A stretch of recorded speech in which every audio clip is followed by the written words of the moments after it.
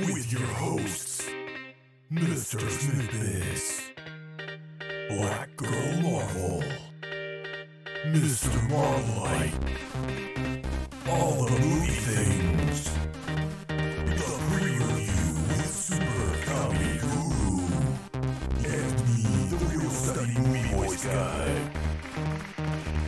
Let's go to the poster wall. Welcome to the Real Study. As we all boot in, we're using a new program tonight, and we are back with episode 7.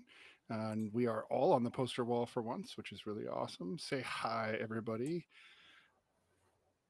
Hi, everybody. Hi, everybody. Hi, everybody. And we are going to be reviewing 3 movies this evening, as usual. And well, hello, Maria. Nice to see you. We're going to be doing The Thing, Twilight Zone, the movie, and Uncle Buck. It is an 80s fest, as we should do more often, I think, because there's some great 80s movies that we should talk about. So this is a great way to do it. So we're going to go ahead and move over to the drive-in, and we can get chatting about these movies. Now, this was the first movie, The Thing, was suggested by kind of all of us because Black Girl Marvel has not seen The Thing yet. And so we're gonna get her take. I have now. Hello, Haley. Welcome to the Real Study. You are now a real student or a real listener. Just use "real" at your discretion. We use it for everything. Just don't be a real pain. Don't be a real pain. Mm-hmm. So how is everybody? Black Girl Marvel, how you doing? Really, Miss Murdoch? I will, if I'm being honest, had a really hard weekend. I'm usually lying when I say I'm good because I figure let's not talk about it.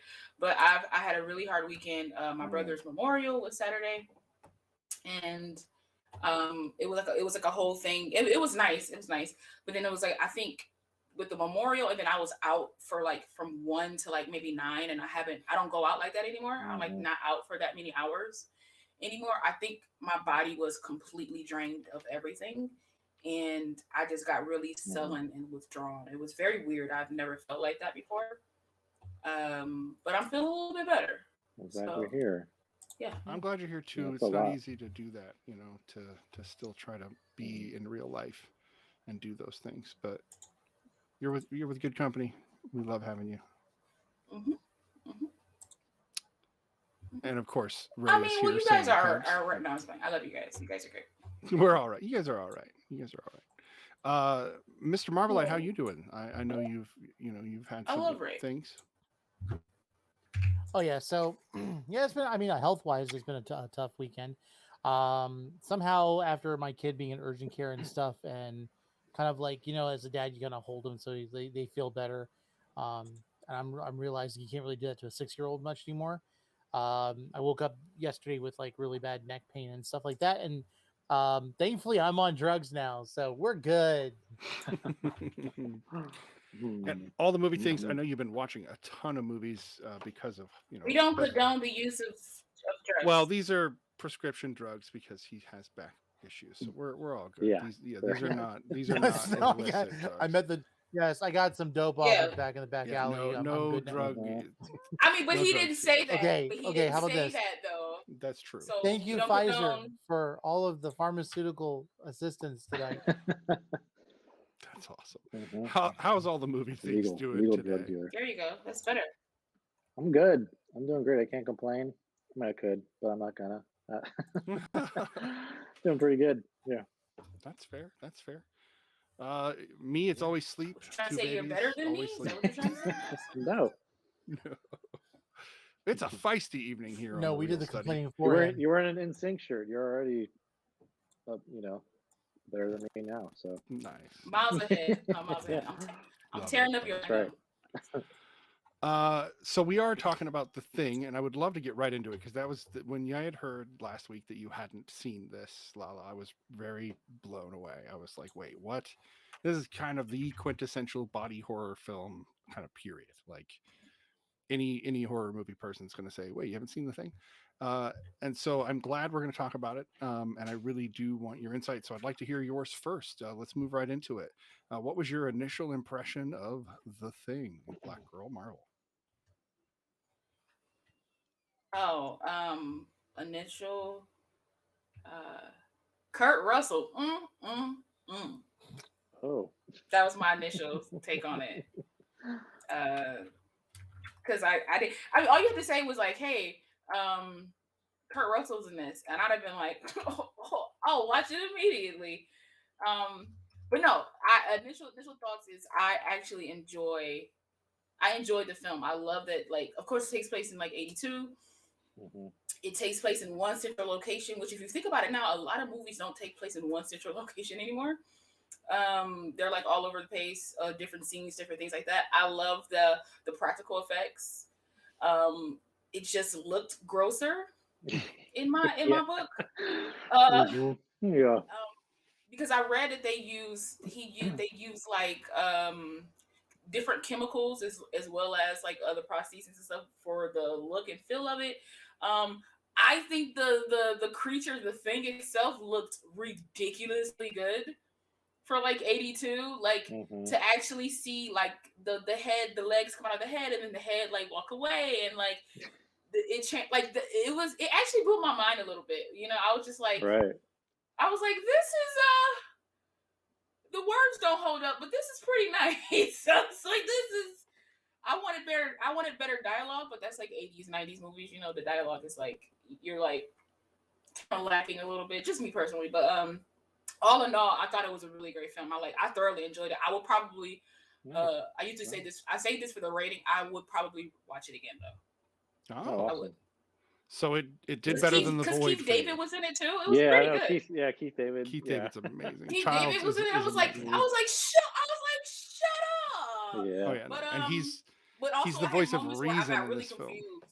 which I love. No, he is the voice of reason, but it was Mhm. I think the acting overall for me was like spot on acting. At first I felt like it was like I felt like it was gonna be like an airplane like shtick comedy because like the guy threw the bomb behind him and was like, oh, and he jumped, and he jumped, and it blew up the plane. And I was like, he blew up his helicopter, and I was like, is this a comedy? Because it was funny moments, and maybe I'm just sick in the head because I was laughing at some stuff. But There's a couple funny I moments. think it was really good. Yeah, no, I can I agree with maybe that. I felt a lot more than probably the normal person would, but I thoroughly enjoyed it. Like I said, I will watch it again. I probably will though. So All right, no, I like it. That's you. You brought a lot the more boy was excitement. trash. Compared to this, I'm just saying, compared to this, the void was absolute garbage. So yeah. So this is a movie from my childhood, as well as I know that all the movie things is roughly my age. It kind of goes. The two of us on this side are the older ones, and the two on that side are the younger. I think is how it breaks down. But anyway, Mhm. but not by much. We're all within 10 years. Look at Tony So saying, How I know how old you are. he's like, "Are you guys You're 100? not How old are much younger, but you're a bit younger. I think you're. I don't think I've ever. I think you're the youngest person close to my age that's called me the younger person. I know the old person I on the like that Figure panel, logic." that so out. I do Like, know that. And I'm willing to. I'm 44. I'm willing to put my age out there. So I'm not sure if if anybody else So is. you're But 6 years older than me. I'm 38. Like right. So and you're right we would have between still me played and on the schoolyard me together. and It's pretty Lala come close. on. Yeah, because are I'm 10 years. 41. So Right. Am So I the youngest person you are the here? youngest person on the panel. yeah. Absolutely. Don't put But me I in the act the corner. most mature. No, it's fine. I really don't. But Even I don't remember this film because there's no way anybody was going to let me watch this in hi, '82. Bats. That was not going to happen. Hello, Bats McSkelly. Hello, love. I love seeing you here. Thank you for coming. Um, so let's move on to your re-impression because I know that you guys have seen it before. But how about all the movie things? What's your Sad. initial impression this time around of the thing? Uh, man, this is one of those that I've seen it multiple times, and I just enjoy it every single time. Like, there's really nothing I kind of like nitpick about it. I like know what I'm gonna get. But it's funny that like when I do have a delay in like watching it because it has been a while. Um, I still there's still times when I react like it's the first time I'm watching it. like so certain things kind of like still hit me, which is kind of I've had like girlfriends been so surprised when we watch a movie that I've seen a million times, and I'm still like reacting like it's the first. They're like, "You've seen this before. Why are you acting like you've Well, the never seen this?" doctor scene, But it's just I'm with that the guy on the into table. yeah, I'm just that into movies, Yeah. Right. So I still yeah, look at that scene and go, and like La La, yeah. I mean, just the yeah, and like the thing, and like when it has like the legs and stuff like that, just that stuff just it gets me every time. It's like God, yeah, it's amazing how much it holds up. I mean, still, yeah, and I forget that it's 1982. Like, I could have swore it was like a little bit later than Mhm. that, but Like yeah, early '90s, mid '90s. It right, felt like it could have been. yeah, The only yeah, yeah, only thing that threw me off was like sometimes you could see it grain, like it's grainy. mm-hmm. yeah. There's It's more grain in it. grainy. If they remastered it though, you probably wouldn't Oh yeah, really think about it too much. yeah, But Yeah. and that may be too because there's a lot of like low light scenes, so it could be just mhm. yeah, you get more grain from the dark. But There's some movies yeah, that I mean, even remastering I though love has it. never saved them. Like RoboCop was remastered and it doesn't look that great in high No, def. that's Like true. you're better off Yeah, watching RoboCop in standard def if That's you true. want the good look. So I think I actually have that philosophy on film in I general. When agree. movies are released in HD or filmed in HD quality, I'll buy them in HD. But if it was filmed in Mhm. '91, that it was filmed at best in like 480 720 at best. So why? Anyway, that's just me. Hmm. I digress. Yeah. Mr. Marvelite, what is your re-impression of the thing? I was surprised to realize that I love this film. As I forgot how much I love the film, honestly. There are two quintessential films when you consider the isolation type horror film. You've got this film, and you have Sigourney Weaver in the first yeah, Alien movie. mhm, Both of them, though they take place in completely different fronts, it has that exact same type of isolated, far away from reality. There's a time frame where other people might get involved if this thing gets off of the ship or gets off of the out of yeah, the base.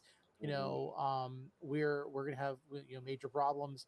And I think that is kind of like with you when you look at John Carpenter and Carpenter and Ridley, and you kind of see where they were going with these films. It's very much in the same hand, but even though there's a lot of similarities to Alien and The Thing, a part of them being aliens that are crash landed mhm, and they find the wreckage. Uh, okay, let's not go too far in how much they're alike, but they happen to be their own thing after that. yeah, No pun intended. Uh, Um, you've got this creature which apart from the Norwegians, because like at that point, like they are like the only comical part of the whole thing, and I think that's just where it just didn't age right, well, where they're trying to show how ridiculous it is that these guys are shooting and dropping grenades on out going after a dog. And it does seem pretty ridiculous until you realize what's going on beforehand. And I loved the scenes. I loved how the scenes kind of like explain the story.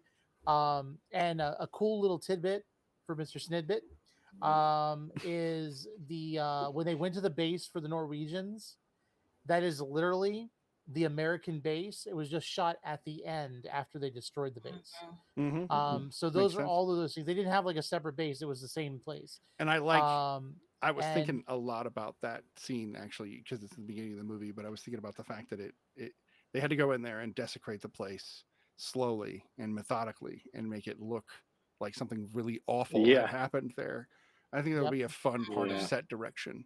Like part of the storytelling is the set yeah. director Well, in this case. Like, that's a lot of continuity to keep track of oh yeah, oh throughout just the yeah, like the film too. papers I and the mean, video that they took and yeah, the it's insane. Yeah, yeah. everything's got to be yeah but Um, I mean it was misplaced. fantastic. I think I like the intelligence of the creature as well. oh yeah. Especially with the Mm-hmm. dog. Like the dog was fantastic at taking cues and following through those long pauses. Even if you didn't know what was coming, that dog was very sus the entire time. No, the And entire time. and then Even and in then the at some snow in point the I'm sitting beginning. there thinking like, Do you realize Yeah. that basically the thing, and I wanted to do a video about this on TikTok, but I was like, I need to wait for you guys. The Thing is the first game of Among Us that was ever played. Yeah, I was thinking about Among Us too. I Yeah, was thinking about that too. yeah. But Invasion of the Body And Snatchers who's did the it? same Who's thing though. the? Invasion of the Body Snatchers in the Yeah, 50s I like it. did a similar approach to you can't trust Who's the anyone. imposter? I love it. But at the same time, But even like, there's a uh, map in Among Us that's very reminiscent to The Thing, and it just cracks me up every time I think about it now. I love it. What about you, Snitty? What did you think of The Thing? hey, Yes. this is a movie I've seen probably 70 times or so. Too many times. You don't say. We've never heard you say that before. I absolutely love this film and I never get sick of it. And although I know that Black Girl Marvel did mention the dialogue was iffy, I think what makes this movie have more tension is there's not more dialogue. I think the music, along with the ambiance, I almost feel cold every time I watch this movie.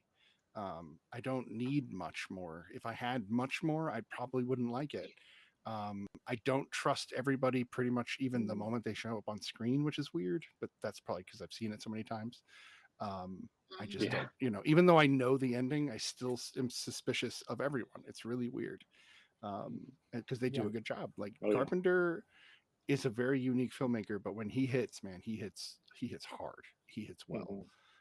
And for me, it is of course the special effects, but it's also just the way each character has their little bit of backstory, the way that Childs really isn't around until he is all of a sudden around, and then he's like a force to be reckoned with within the story, because he's not going to take anybody's shit, and I absolutely love his character for that.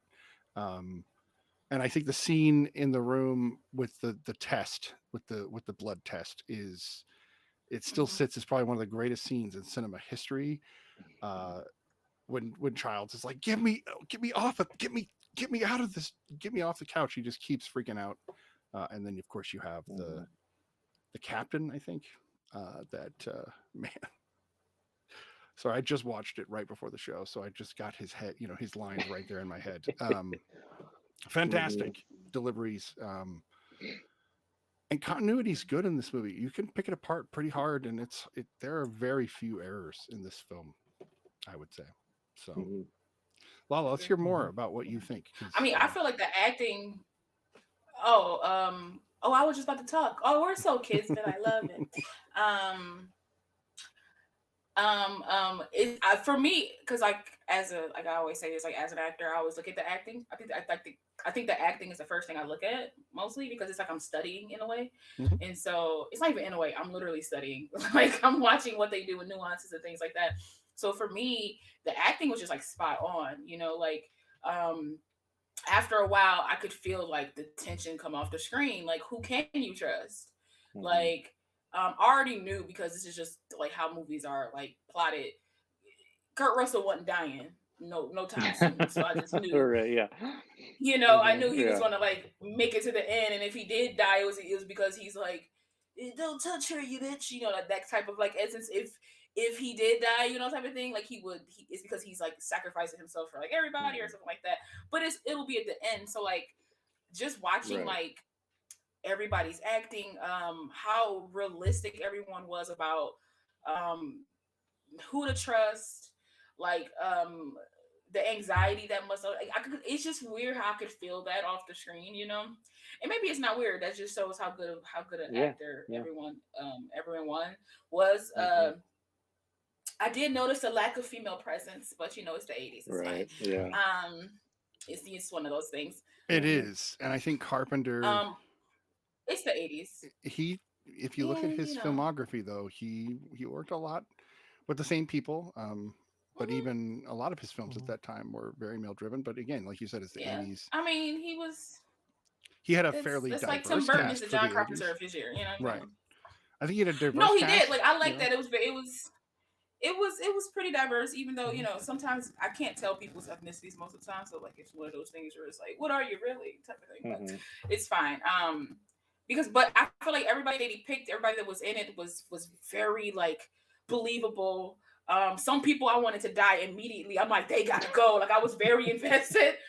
I was very invested in some of these people's lives because I was just like, this isn't going great, and it's like one of those things where it's like they didn't overuse the thing, right? It No, was yeah. more like it was like a thing, literally a thing in the background, you know, like you didn't really realize that it was there until it was there. And then it didn't even have to be I there. I just love it. Like, no, it didn't have to be there. Like, it's one of those things where it's great, but it's like every time they did show it, like I said, the practical effects were just amazing. And the scene that I do like, I think you guys brought it. I think Mr. Marvel brought it up. No, maybe it was all the movie things. The doctor scene where he's like clear, and then the stomach just opens up and just devours his arms, and I was just like, that's amazing. Like, I Yeah, was like, that what? was. I mean, yeah. just to even Like, I think, was. like, come up with that idea of like Mhm. it alone is just like, man, It's what's like going on reverse in your head Alien to, though, like, in that way. yeah, Yeah.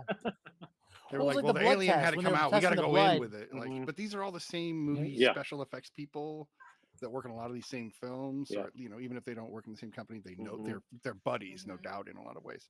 And so it's Oh interesting yeah. to like, did you see what Oh, I'm never any good with the names of the special effects people. Well, I that's the thing. apologize, but They're building on every single film and project that they do. You know, they're right, like, all right, this shit didn't work on Aliens, but so we can try something different for this film. You know, and Mhm. so on. right, So right. you know, So Yeah, they're but Clark, I for sure read doing that that. this movie was kind of like right in competition with ET, Mhm. because like this was like right around the time where like ET and all this kind of like stuff like came out or whatever, or like Right.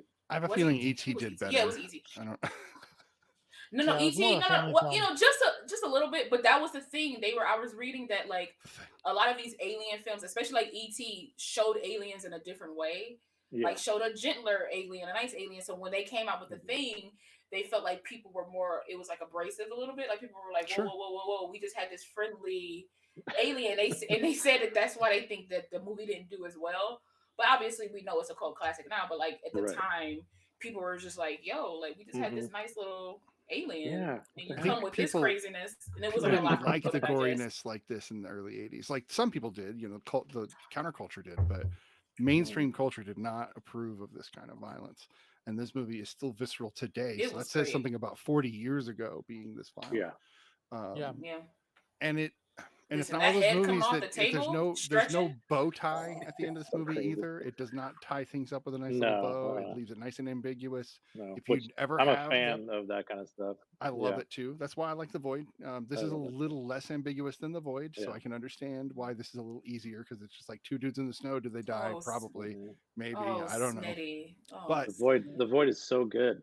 I love The Void. It's so Oh. So good. on the Oh, other side of this, Bri. though, did you One guys know of that there's us. The both a Void. prequel to this movie? Not a prequel. So we know that there's like a 2011 prequel, but there's also the original, The Yeah. Thing from Another World, which is in 1953, I think 56, Mhm. Mhm. 50s.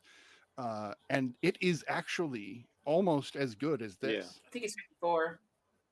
I know it's mid 50s, but it's almost as good as this. The Yeah. acting is solid. The only part that pulls me out of it, other than it being black and white, so you have to really let go a little harder when you're watching black and white, is that it takes place in the North Pole and this ship is buried on the ice in the same way. And I'm like, we know more about the North Pole now. Doesn't work like that. That's why they Mhm. moved it to the Antarctic Yeah. because it made more sense. And Yeah. the other thing that I think about this movie, the only thing I would say that bothers me is when they don't think that the thing is capable of certain things. And I'm like, it has spacecraft. It's been here for 100,000 years. Only Right. ice stopped Exactly. it. Like it's a highly intelligent. Like Right. yeah. Why would you assume if it came Mhm. out of the ice from a spacecraft that it couldn't rip somebody's clothes up? Like, I don't know. That's the only part that bothers me. And that's just because they're all so stressed out they can't handle it. Yeah. So, Mr. Marvelite. Mhm. Well, No, the other thing totally. that kind of bothered me was I was always wondering, like, they had this thing. It obviously was intelligent, and yet they never once tried to actually communicate and just say, "Hey, listen, let's make a deal." I always thought it would be interesting, like if someone just went to say, "Listen, you're obviously smart. You had a spaceship. You didn't want to be here. We're angry that you've killed some of us, but we all know that we're gonna die if we don't do something about this. So can we talk for a minute? Just have a conversation?" Mhm. No Uh, human is that There's no human thinks like that ever. Someone Yeah, needed to you're pull right, out a really. keyboard and he just play the theme song, Hilarious. the Beverly Hills Cop. Oh. Listen, think that's one of my Close favorite enough. animations. Now I was thinking Monsters versus Aliens. That's Yes, my that's one of my favorite that's my animations. go-to. I Like, love it. Yeah, yes. that was I pretty good. love that movie. That's My a gosh, good because movie. every time that girl screams in the war room, it cracks me up every time. But can I talk about the music though? Yes, The yes, because music. Carpenter is interesting when it The comes to music. Please music bring it up. is John quintessential Carpenter. 80s music for one, and I love 80s music. I think it's because I was in the belly during that time, and then I was cooking up. They was listening to 80s music, and then I came out like 80s, and so I love the music. Like, okay, because the nerd in me was like this. I was like, something bad's about to happen because the tone of the music changed. Like, Right. I'm like really like killing the movie for myself. But I love like, I just loved it. I thought it was like felt like a period piece of music, for the time. Mm. And it was just so great. Like it kind of informed the scenes as you went by, and then you would think something's about to happen, and then something doesn't happen, and then it's like those quick changes, those quick cuts with the music. I was just like, this is it's delicious. It was good. I enjoyed the film, obviously. You couldn't tell. Mm-hmm. Yeah. Is anybody else And pissed you're that talking Kurt about the Russell Void, right? ruined? These movies are fairly interchangeable. No, is anybody else pissed that Kurt Russell destroyed the computer game in the beginning? Like, that's the beginning of their stint in Antarctica. They just That bothered started. me a They've been like lot. a week there, man.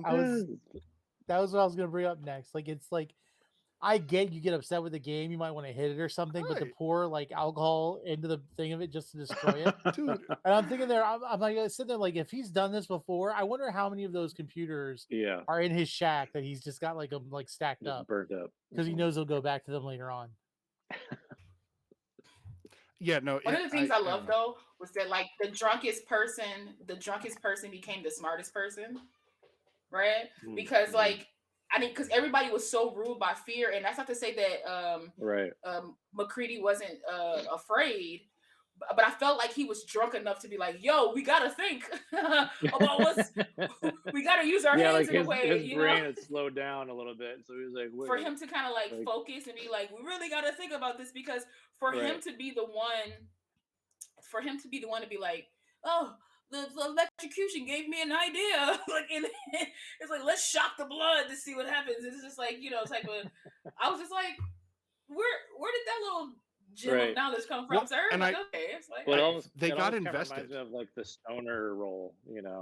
a yeah. little oh yeah, bit. and like cabin in the woods. Yeah. Yeah, it's very Mhm. cabin in the woods. Okay, Either But he be seems drunk or be slicker than that, stoned. though. Either I- Yeah, way. exactly. Yeah. He seemed like a pretty boy version of that, though.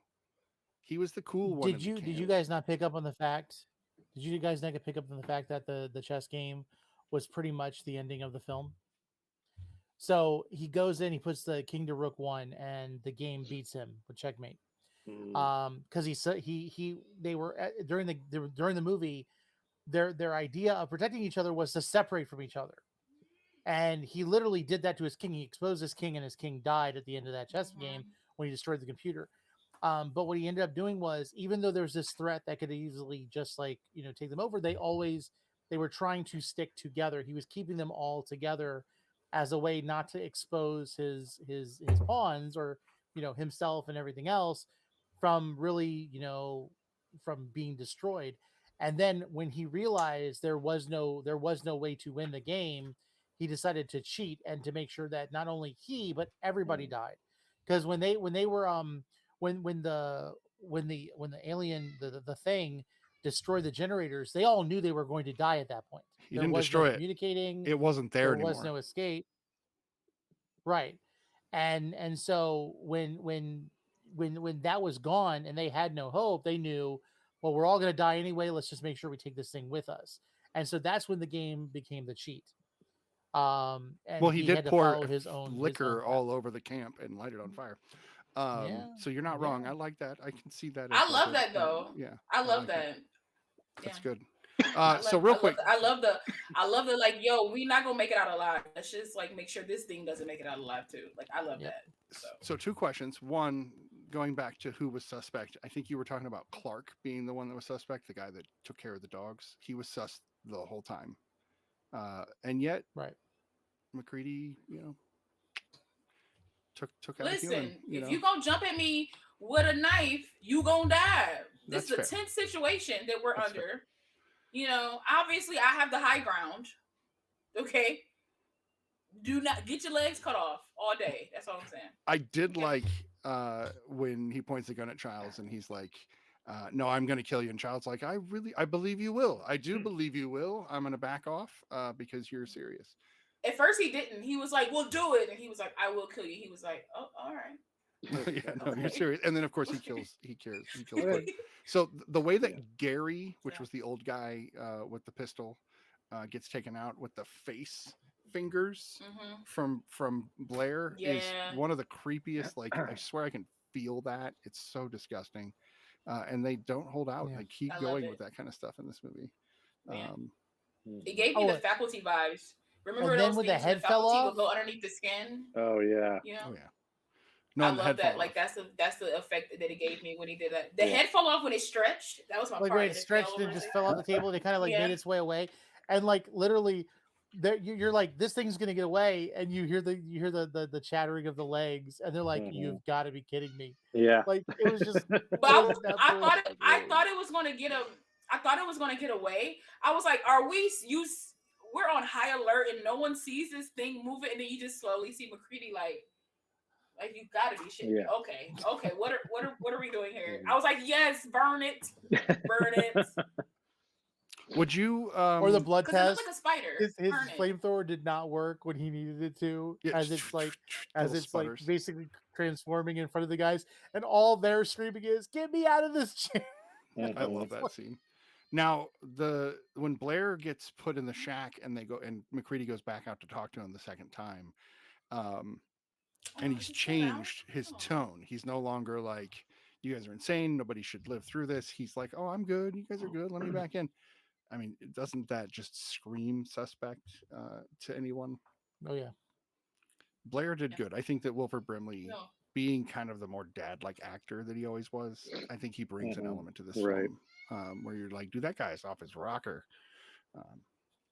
So Blair's the dude who was he was like destroying like the communications room, right? He's the one that figured out what the thing was and just went ape shit. Right. So when that happened, I was like, yo, why is he doing that? Like, what's going on? And then as it kept going, I was like, was he like the Thing? I was like, this entire time, because if you think about it, he's the first person to touch a body. Well, not the first person to touch a body, but he's the first person kind of like to autopsy the body and go in it and learn all these things. So I was like, somewhere along the line, I was like, yo, he's part of the organism at this time, because there was that point where he was like, I'm fine, just let me out. And I was like, don't let him out. Something's wrong. I was like, don't believe him. So I love how that came back around for me, because I was just like, okay, he went nuts, and then all of a sudden he was like, I'm okay. And I was like, well, they're not going to explain. Like, I get, because my thing was this: if you figured this thing out, then someone keeping count is, of the Thing puns we got. That was from Maria. Yeah, that was from Maria. Yeah, but if you figured this thing out, like, why wouldn't you go to everybody and be like, hey, listen, this is what I've learned. You destroying communications because nobody can call out. There's a reason. There's a reason. Specifically, there's a moment where he looks at the computer and it says the chances of somebody already being contaminated was 75%. Now, how do you figure out which one it is, and how do you suss them out? Like he knew that he already kind of took that McCready at the end of the film mentality of, if I just kill everybody, it'll never live. If he just kept it right, there. but So he that's kept what trying I to think kill everybody. He didn't tell any, but it's like he didn't tell anybody anything. It's just one of those things where I was like, why is he being nuts and not telling anybody like what he knows? Like maybe he can figure it out. Like all these things, like he's just going nuts, and then it pays off at the end because you figure out that he's like the Thing. So I was just like, somewhere along the way, obviously he got contaminated. But like Mr. Marvelite was talking about, that dog from the beginning, I was like, suspicious. Oh yeah. Because it was walking around, it was watching everybody, it was walking around very attentive. And I also thought about something that they end up saying later in the movie about how they were like, I think McCready said this. He was like, "How does a dog even survive that long of a journey? Like in the Antarctic, like that's crazy, right?" And I was just like, the dog's nuts. And then it looked in the room and saw the person, and he just went in. I was like, that's very human-like aspects Mhm. for a dog. I think that was just weird. And then the first time that the thing transforms was a very like bracing for me. I was like, oh, I didn't expect this to happen. That's awesome. Because it went full on like Right. Venus flytrappy, like Mhm. just like open. And I was just like, it's one of those movies. Oh, yeah. Okay. I was like, oh, all right. And it just got better after that with like Right. how gross it transformed stuff, and it was like bonding with stuff, and then it was like killing the other dogs, and that one dog trying to get out, I promise Trying to chew its way belongs out. to my family. Yeah, that was insane. Listen, it was Yeah. like first it was barking, and then it was just like, no, I gotta break free. I gotta So get out of here. And I love that. apparently I was like, the goo that they spit out at the dogs in that scene is frosting. Apparently, from what I heard. So nasty, but like Mhm. delicious. it looks So very it's not gonna. frosting. That's why I don't like Yeah. frosting. Captain Salty Dog just said in the chat, if you speak Norwegian, the first 2 minutes will ruin the whole flick. Oh, that's a good point. Oh, I bet geez. you this When they movie did speak terrible Norwegian. in Norway. I bet you. Like what? I wonder Or what They they if you changed saw it said. to something 2011's The Thing first, which is essentially their story. So, Yeah. yeah. Anyway, so we're going to go ahead and rate this movie. But before we do, I have one last question. And that is one of the two of the last characters alive the Thing? Or are they both human? And if it's the Thing, who? Oh, I stumped the panel. that's yeah. You gotta let me think. Well, I mean, it's Childs Honestly, or at McCready. this point, I feel like Mhm. they easily can both be the Thing, Mhm. and they just was like, this is our fate. This is our fate. We're not gonna go anywhere. Let's try to survive until somebody gets here. Maybe we could assimilate. But I think if they're both, I think it will be a good. This is very Inception. Like, did the thing drop or did Oh it not yeah, drop? yeah. Definitely. Yeah. That's what I was just gonna say too. Yeah. So But it my leaves it up to assumption, us, to Yeah. like Yeah. have the Well, that's why I'm ending, asking. I want to know what your What I- brains decided. Did Yeah, you guys cool. come up with anything, or did you leave it ambiguous in your mind on purpose? so in rewatching I this love the film, ending. yeah, Mhm. I liked it too. In rewatching it though, I was making an observation. Kurt Russell brought that bottle of alcohol with him, and when he finally plops down, and the other guy walks in, and you do not see Kurt Russell drinking the alcohol. You just see him hand it to the other guy. And I wondered if at some point, Kurt Russell's character did get It's after the blood contaminated. test, he gets Mhm. contaminated, and his whole idea was let's just destroy the place, kill everybody off. That way, he's one of the last men standing. And of course, those two, he just says, "I'm too tired to continue. Let's just wait a little bit." Which is which if you were a thing and you were wanting to, um, survive when somebody finds you, you'd want to be one of the last two guys, Mhm. remaining alive in the group, so that they'll take their bodies back intact and everything else. Right. So I thought that's where my mind has always gone. And again, there's nothing definite about it. Just the way he acts at the end always made me think that Kurt Russell ended up Right. being the thing at the end. I've always Or suspected I feel Childs. like even if he was a thing at the end, maybe he contaminated that body. Maybe he could contaminated that bottle, so they're both a thing. The They reason both I've can always survive. suspected infect more people. Childs is that we follow McCready. McCready is the main character of this entire story. It's hard for me to believe that that the protagonist is the Thing, only because stories. And I know Carpenter likes to break the rules, obviously, but I still feel like he liked the idea of suspicion in the end. But if anybody of the two, I would suspect Childs because he disappeared and we don't get to see him. And whenever the Thing became somebody else, it was either right there on screen in a gnarly way or secret. And I think we follow Kurt Russell too much at the end with him fighting the Thing and hurting it for me to believe he would be a part of the organism. That's just me. What about you, Brian? I don't know. Like I kind of gone back and forth. Like I tend to be more like what you're saying, and like because we've followed McCready through this whole thing, And like what Lala said earlier, it was like it's Kurt Russell, so you know he's not gonna be, it's not gonna be him. But yeah, I mean, I think that's like what traditional storytelling tells us is like you follow your hero through, you know, from their normal world and they go into this new world and they go through all these trials and tribulations and they get you know, the magic wand or whatever thing they need and bring it back to the real world. But this is like so based on that, you think, okay, no, it can't be him. But I do like the idea of like that little possibility of it. I do too. Ooh, Look can at I? what look Can at happening what I? also. Captain Salty Dog just Yeah. said to kind of confirm it. Charles just sits Yeah, I down want. and accepts it. But Like it's weird. Go ahead, Lala. Yeah.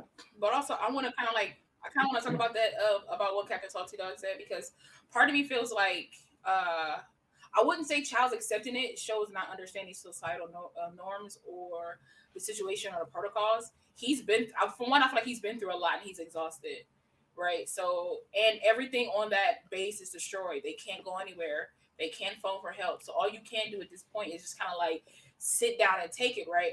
But also to the point that Mr. Marvel like and Captain made about like the food and the transfer and all that kind of stuff. Hmm. Remember, which is why I think I'm gonna jump on the it's McCready. I'm gonna jump on the McCready boat with Mm. Mr. Marmalite because I forget the guy's name who was reading like the doctor's notes and everything. He's the one that Fuchs. told McCready about the okay, so Fuchs, yeah, he told Hmm. McCready about the transfer, like don't share food, we all cook our own food, but we never see McCready tell everybody else that. True. So it's possible that nobody even knew about that. So Child's accepting the drink could just be like, okay, I'm just accepting the drink, and McCready could have easily contaminated it and made him a part of the thing. So I'm gonna Hmm. jump. I think it's McCready Man, if I had to choose. I like this. No, this is good because there's not a lot of endings that get like this that you can sink your teeth into, Hmm. which I like. We do have other movies to talk about, so we should probably move on. So why don't we go ahead and give this a rating? Why don't we start with Black Girl Marvel? Okay. Um.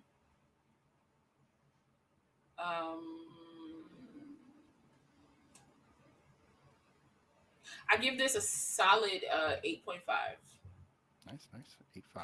8.5. because it holds up in my book. Hmm. The music is great. It informs the scenes for me. The acting was beyond compared for me, and I think that's why I will watch it again.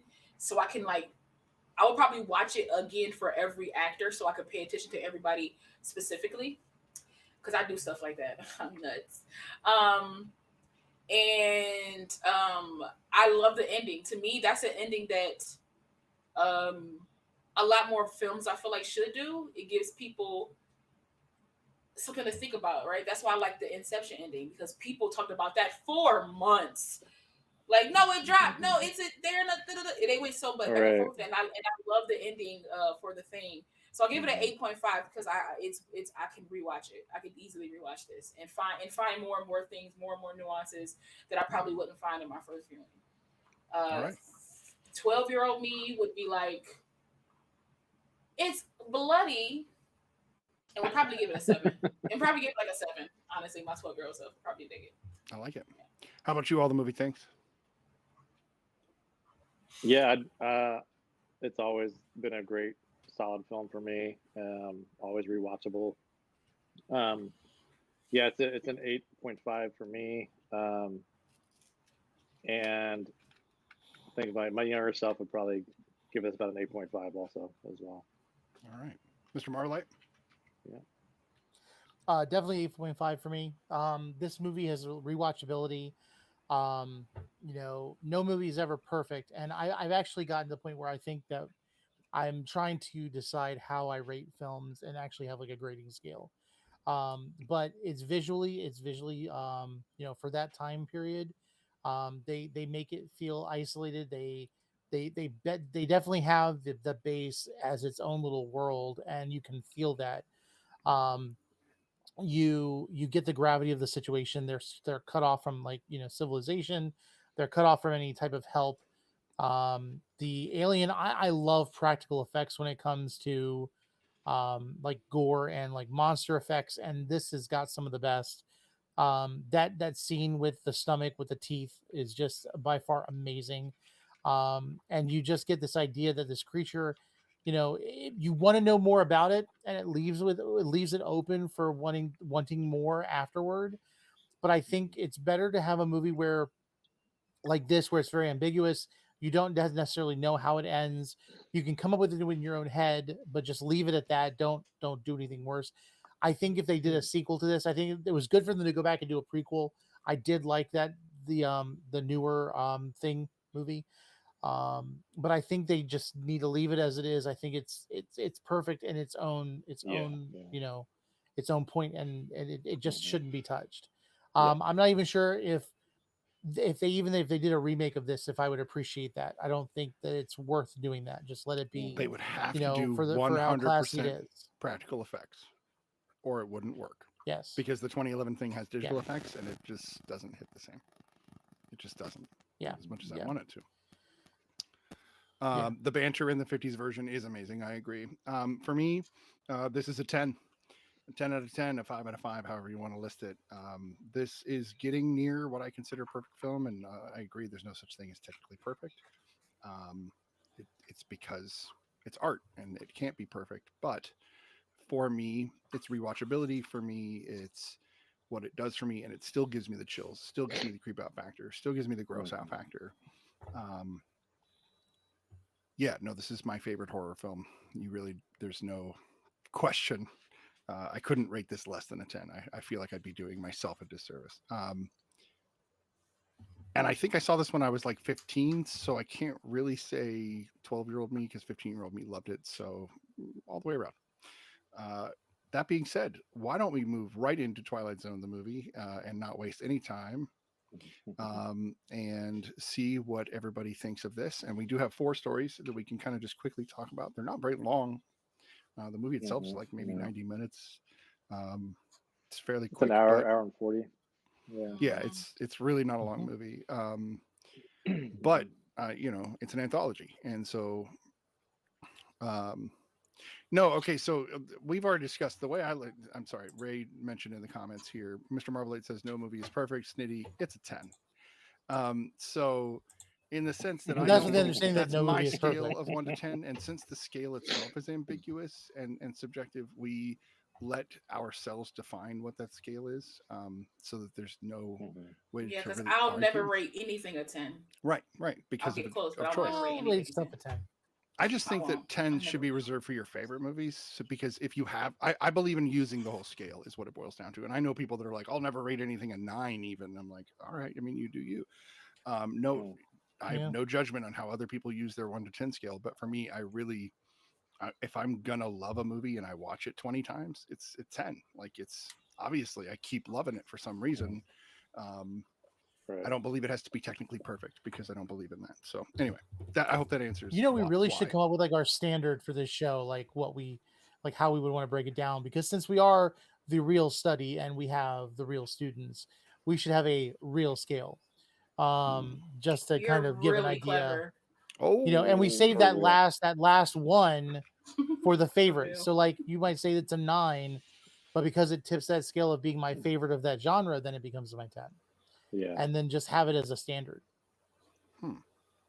Or you could So just what? have it so it's like, is it your 10? Like, it's like, what's your my? It's my 10, or Right. it's my Yeah. Yeah. type of, Well, your favorite movie like, should be Like, your 10. Yeah. yeah, no, but like you can even do that with these movies. Like, as a connoisseur of the film, I give it an 8.5. But for me, I can give it a 10. You know what I mean? Like, you can kind of like break it apart like that. But we can work on that after. So Yes. go ahead. Yeah. Twilight Zone. we can Twilight have Zone, we the can have a movie. business meeting later. I Yes. like it. Yeah. Business meeting. I love it. Captain Salty Dog also rates it a 10. I like it. I would still love to hear what the chat thinks of the thing if you've seen it. I don't know if this is up Ray's alley. I know she enjoys a lot of the stuff we watch, but not the hardcore horror. So not sure. That being said, Twilight Zone, the movie, has 4 stories. These 4 stories are technically not interchangeable. You could take each one individually. We could talk about them out of order. It doesn't matter. I think the way they're progressed in the film is well done because it like builds to each tier until you get to Yeah. the final story. So Mm-hmm. they did good with that. But there's technically 5 stories. Let's get clear. There's also the Dan Aykroyd Yeah. story, which is interesting. But if you've never seen Yeah. it, I mean, it's yeah. quintessentially 80s in so many ways. Yep. And then it's got Marlin the fish. I always mess that up.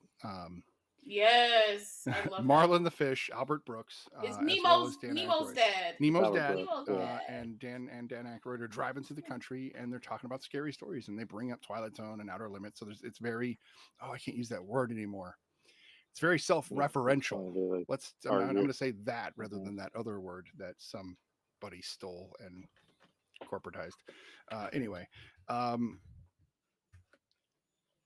it basically is leading us into seeing these various different stories. So instead of talking about the car scene, which we can just bring up at the end because it relates to the whole Mhm. beginning and end cap. It Let's it go it straight it into bookends it. Yeah. it. Does let's go straight into the angry man scene, Oh which, man. if nobody knows, and we'll just get this out of the way, has a tragedy attached to it.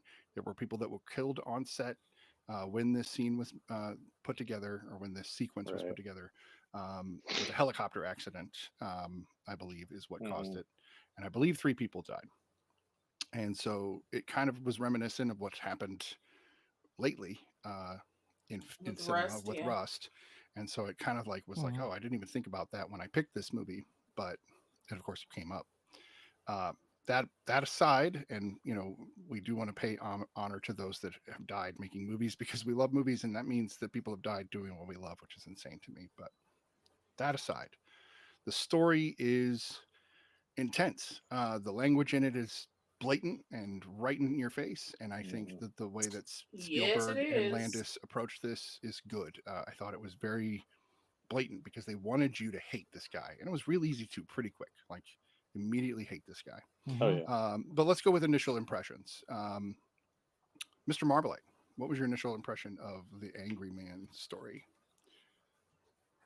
It's funny because I was watching it, and they didn't hold back. Like that man used some Mhm. very vile terminology, and they I know what they were going for it, but it almost felt like it was forced a little bit with his behavior. I get the idea of there's this guy that's like that and everything, but um you forget that in that time frame people did that kind of stuff, like Mm-hmm. around people, like he had the black guys that were on the table next to him. He had no problem saying things while they were there.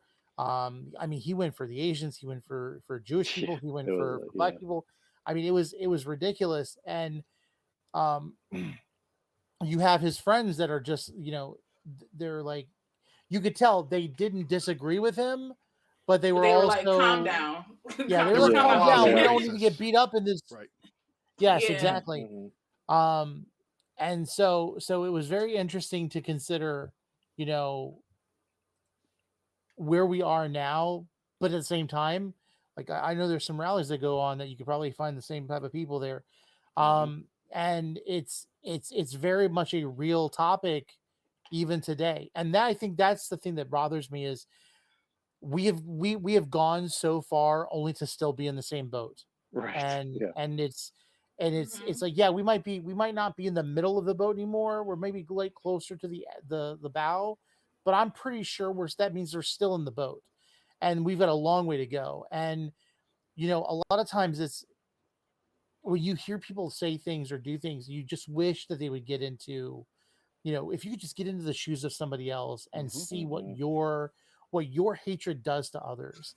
And that was exactly what this story was about. And um it I just the thing was, I don't think he ever actually learned his lesson. When you look at what he's going through, he Mhm. didn't learn any lesson from this. He was put in all these bad situations, but he was still separate from it. There was no realization of him being the problem and him trying to change his heart. He just kind of just went off and was taken away while his friends were outside the bar. I think that's the only thing that bothered me about it. But, I mean, it was great though. It was Mhm. great seeing, like, how they depicted everything, and how he was like, eh, the first thing you don't get that he's, that he's a Jewish person until they slap that star on him, and you realize that he's actually falling into the shoes of all the people that he attacked. So that's my take on it. Black Girl Marvel. As a Black woman, when I hear certain things now, I'm very desensitized to it. Doesn't mean I don't care. I'm just very like, huh. The only thing about this movie that got me was that John Lithgow said, John Larroquette said the N-word. And I was like, Yeah, I know, right? I was like, I love him. I was like, nah. But that's fine. I hope that's not who he is as a person. Even though when he said it, it didn't sound right. I was like, he feels uncomfortable saying it. Like the way he said it. I can tell that I can tell that he was very uncomfortable. He wasn't like Leonardo DiCaprio in Django Unchained. He seemed very comfortable, but I'm not calling him a racist because I don't think he is. I think he's a good actor, and he's able to feel like he's comfortable. No, definitely. Because also he kind of got like just a little segue. I'm sorry. Leonardo DiCaprio kind of got like a thumbs up in a way from Jamie Foxx to kind of like do like say it and like be about it. So I think that's the difference, So but as I digress, I like a comeuppance type of story, especially for racist people. So whenever I see a racist person get their comeuppance, I love it. For me, the ending was fitting for me because a lot of racists don't change their mind. A lot of racists don't realize that they're in the wrong. A lot of racists stay in the muck of their lives. And I feel like he had to stay in it, right? He was screaming for help, probably just like any other person. Just like, honestly, he was screaming for help very much like the black man, like the black man was at the table. The black man just wasn't screaming. He was like, yo, do me a favor. Whatever you want to say, you say, but just, I don't want to hear it. And that was pretty much him like begging, like, my guy, please just stop. Don't make me thrash you in just this bar like right your now. Exactly. But just like how his screams were unheard at the end, his pleas were unheard at the beginning. So for me, it was a good tie-in. You have to live in this because eventually, right, you're going to fall in line and you're going to realize that you are these people, and they're going to be able to help you. Like, they're the only people you can count on at this point. But I will say I love the transitions. The transitions were seamless. Yeah. Between I was like, this is amazing. I was each like, scenario he did, yes, it was just like him falling off the building, and then him being with the KKK, and then exactly, right, and then him in the water transitioning into like Vietnam, and then him being blown up and coming back. I was like, this is beautiful. I thought it was so good. Those were great transitions. transitions. Around, My gosh, it was such good transitions. I like screamed the first time I saw it. I said, "What?" And I went back and watched it again. It was so good, cool. but I love a good comeuppance type story. I love that he got shot a couple times. Like I just I don't condone racists to die, but they should get roughed up a lot. I'm just saying, like they should just get roughed up. But all in all, I thought it was like it was very well because a lot was said without words, and I like that too. I like that you can progress a story without too much being said. And the environment is kind of like helping you tell the story along with people. So all in all, I thought the first segment of this, easy. You're like, oh, I know what's happening, And even if you don't, that's not a good symbol. You might not know what it's for if you don't know. If you're like younger, but you know that's something bad is going to happen, right? All in all, I thought that first segment was very well done. As a person who used to watch the Twilight Zone TV show. I've never seen the movie, so this is my first go at the movie. I knew I would like it because I know the TV show, so I thought the first go was, but I didn't know so many celebrities that I love, directors that I love now directed these. So it was awesome seeing them in like quote unquote their beginnings, heydays type of thing. So that was nice. I feel like all right, Black Girl Marvel completely changed my opinion. I like the comeuppance as well. I think this is one of those. I was sitting there like hits differently, and most people don't know it for some reason. It's a sleeper kind of. You were saying I wanted the guy because I just think of him as the bad guy. I wanted the racist to kind of like come to that term, but literally, it's Black Girl Marvel said it perfectly. It's like a lot of people don't change, but it's nice to see them get their just desserts when they realize. And it was the point of like, this was about he thinks that all of these people have obtained things that they do not deserve or that they have no right to have or anything else, but he Yeah, I mean, forgets the history of how the mhm. oppression that other people groups went through. And it's like, okay, well, if it's not so bad to be them, then let's go ahead and let And you then go here through you all the go. trouble. Go for Check a it ride. out. So Let's yeah, let you I'm try it completely once. sold. Yeah. Exactly. I mean, Yeah. it's like it's what I think people that don't understand what white privilege is should Mhm. watch. Like, hey, this is the definition of white privilege. This guy Mhm. has no idea what he's talking about, what's going on. Like, he is so beyond Well, privileged they that get to he that thinks point he's too. owed all this shit. With the Right. conversation, him and his buddies are talking about it. He's like, "What are you talking about, dude? That guy's not rich. He's not rich. He's just a Yeah. guy." Yeah. And No, but he deserved but I that. love that he uses every excuse, but he uses Oh, yeah. every excuse to try to belittle Exactly. and say, because he's like, well, how long has the guy been there? Well, Yeah, he's you know, taking he's been there longer than me, but still, like, I should Yeah. get it because Right. He's not I'm taking any American. personal responsibility. Yeah, Because he's not. American. Yeah, exactly. He keeps mentioning he's American, and I'm like, what the like that? So are Nowadays these they other Like, just these say other people white. aren't At least, American. Like, what does that at mean? least they've stopped Yeah. hiding behind Exactly. American. You know. Yeah. Yeah. Anyway, It's No, they just still the kind whole, of don't though. I'm an No, American. right. I don't have to wear a mask. that's a Yeah. good point. And Good it's point. just the whole thing of like he's not taking personal responsibility too Mhm. for like what he's done. And Can I like, just say, like, we had very little interaction, like, because he also made a comment about the Arabs, and we didn't really get to see that. yeah, That's true.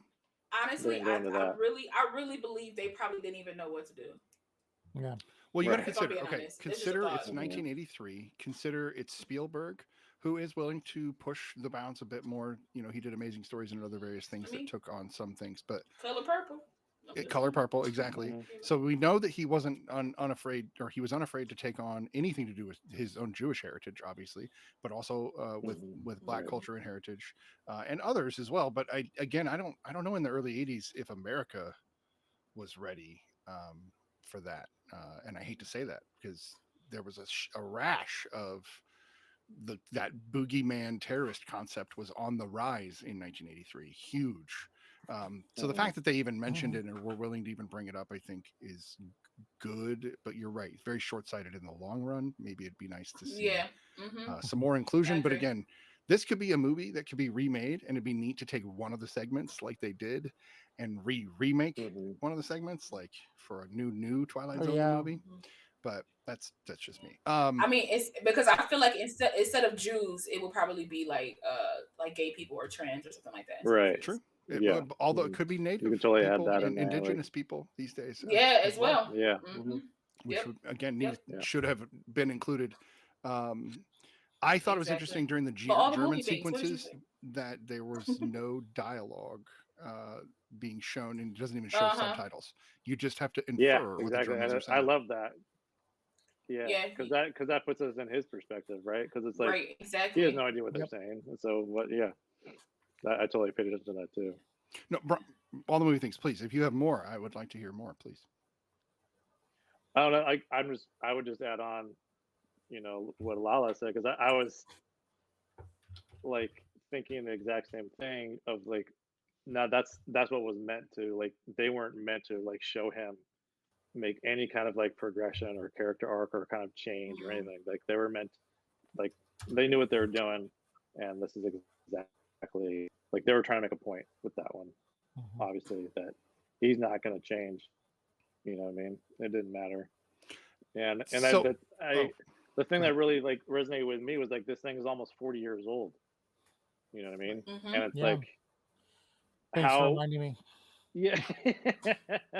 It's like, I mean, I was like 3 years old when this movie came out or something, but how terrible is it that you can literally take this freaking thing and just move it over here to Mm-hmm. 2021 There's like and it'd be like, oh yeah, I recognize that exactly ambiance as would be like the Immediate. only something thing in that's the gonna Yeah. bar happen. that you'd Yeah, have to like, change. That's it. The clothes right, they're wearing. exactly. Like their clothes, that's about it. That's it. Yeah. Yeah. But no, like it's, I mean, yeah, and it is jarring. Like it's the first story we see. You know what I mean? That we're like, And after whoa, something kind of okay, funny. what are we doing? Right. Yeah, it's like kind of silly, like more like traditional, creepy, scary, Right. Mm-hmm. And then it goes into this. You're like, okay, they're trying to actually say some stuff here. Yeah, right off Yeah. the bat though, like You this know? this Yeah. being the first segment, Mhm. like I could imagine there were probably some people that didn't appreciate it, got up and walked out of the theater when they saw I bet. this. I bet Right. you. And they, Um, because they're I'm like, sure. I was looking for creepy. I wasn't looking for being this said called out. Right. Spielberg Like, on yeah. it. Like, For I being want called him out. Jaws. Like, I'm not trying Yeah. to learn. I'm not trying to be a better person. I'm trying to I'm not laugh. trying to Like, learn. Yeah, And then But they it walk out of the also- theater. They end Exactly. up in the back of a train car.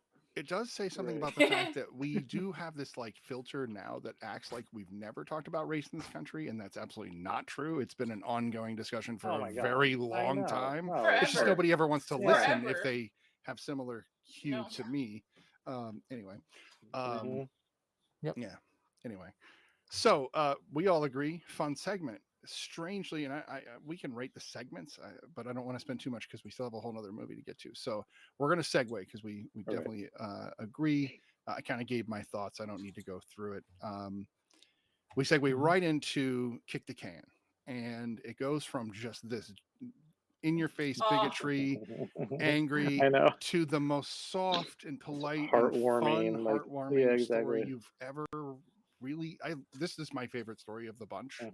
Mhm. and it still Yeah, I sticks do out love to it. me as one that teaches me life Mhm. lessons still, where I'm like, all right, keep Mhm. being that, it's okay.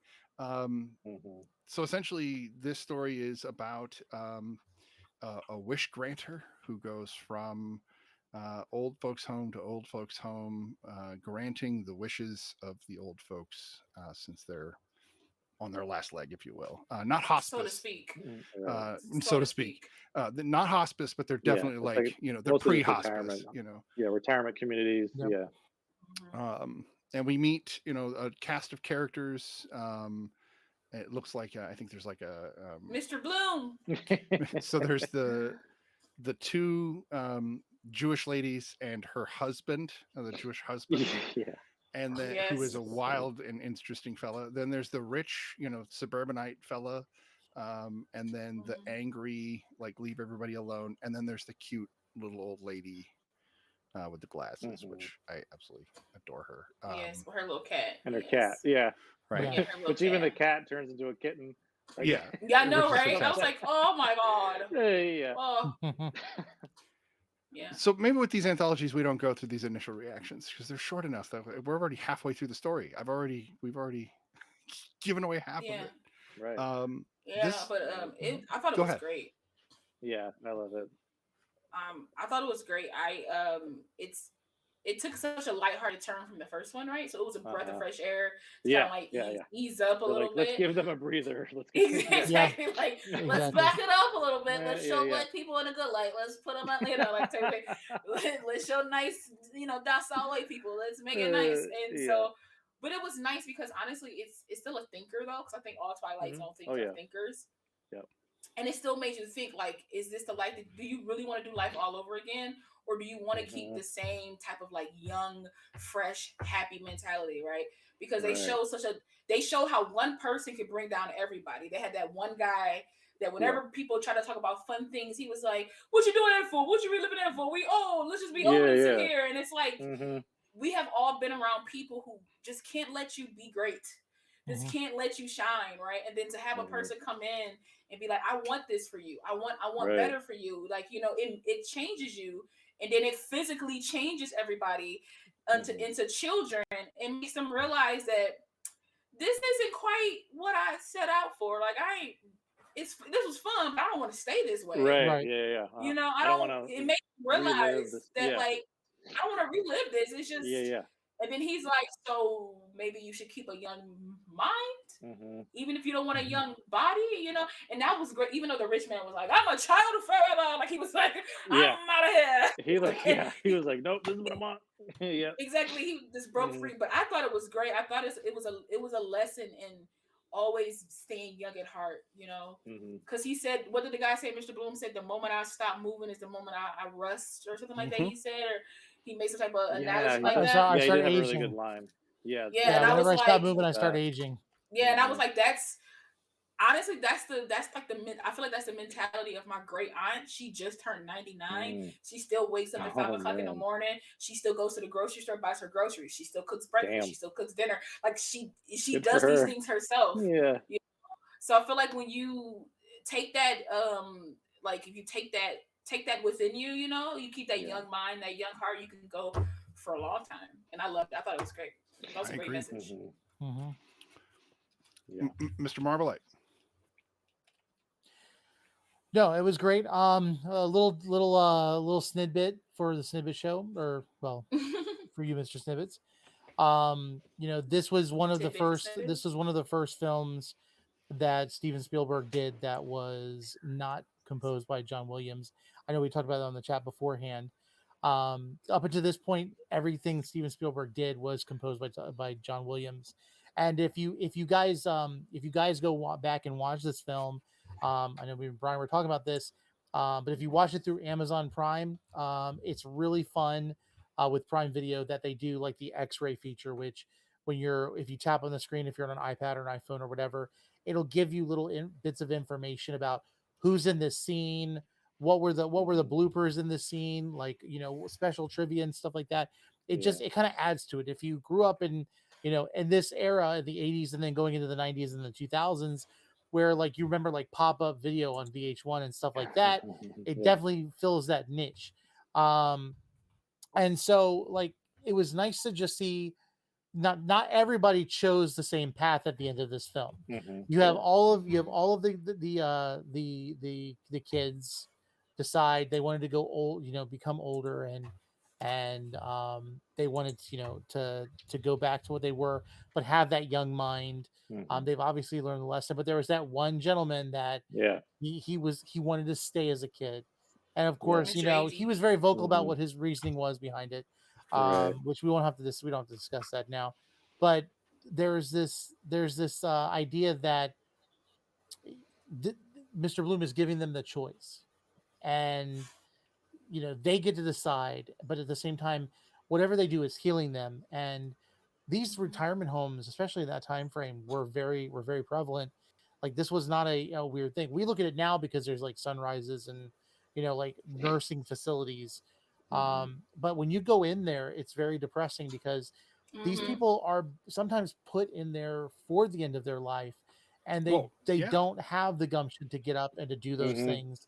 I want to be an old man where I'm so old, I'm old where I'm like, I've got my wheelchair and I'm going around and doing stuff and running over kids as much as I can. He's gonna have a little 3D printer on the side of his wheelchair. He's gonna be making stuff. I'm gonna be like a Top Gun, buddy. a 90-year-old man.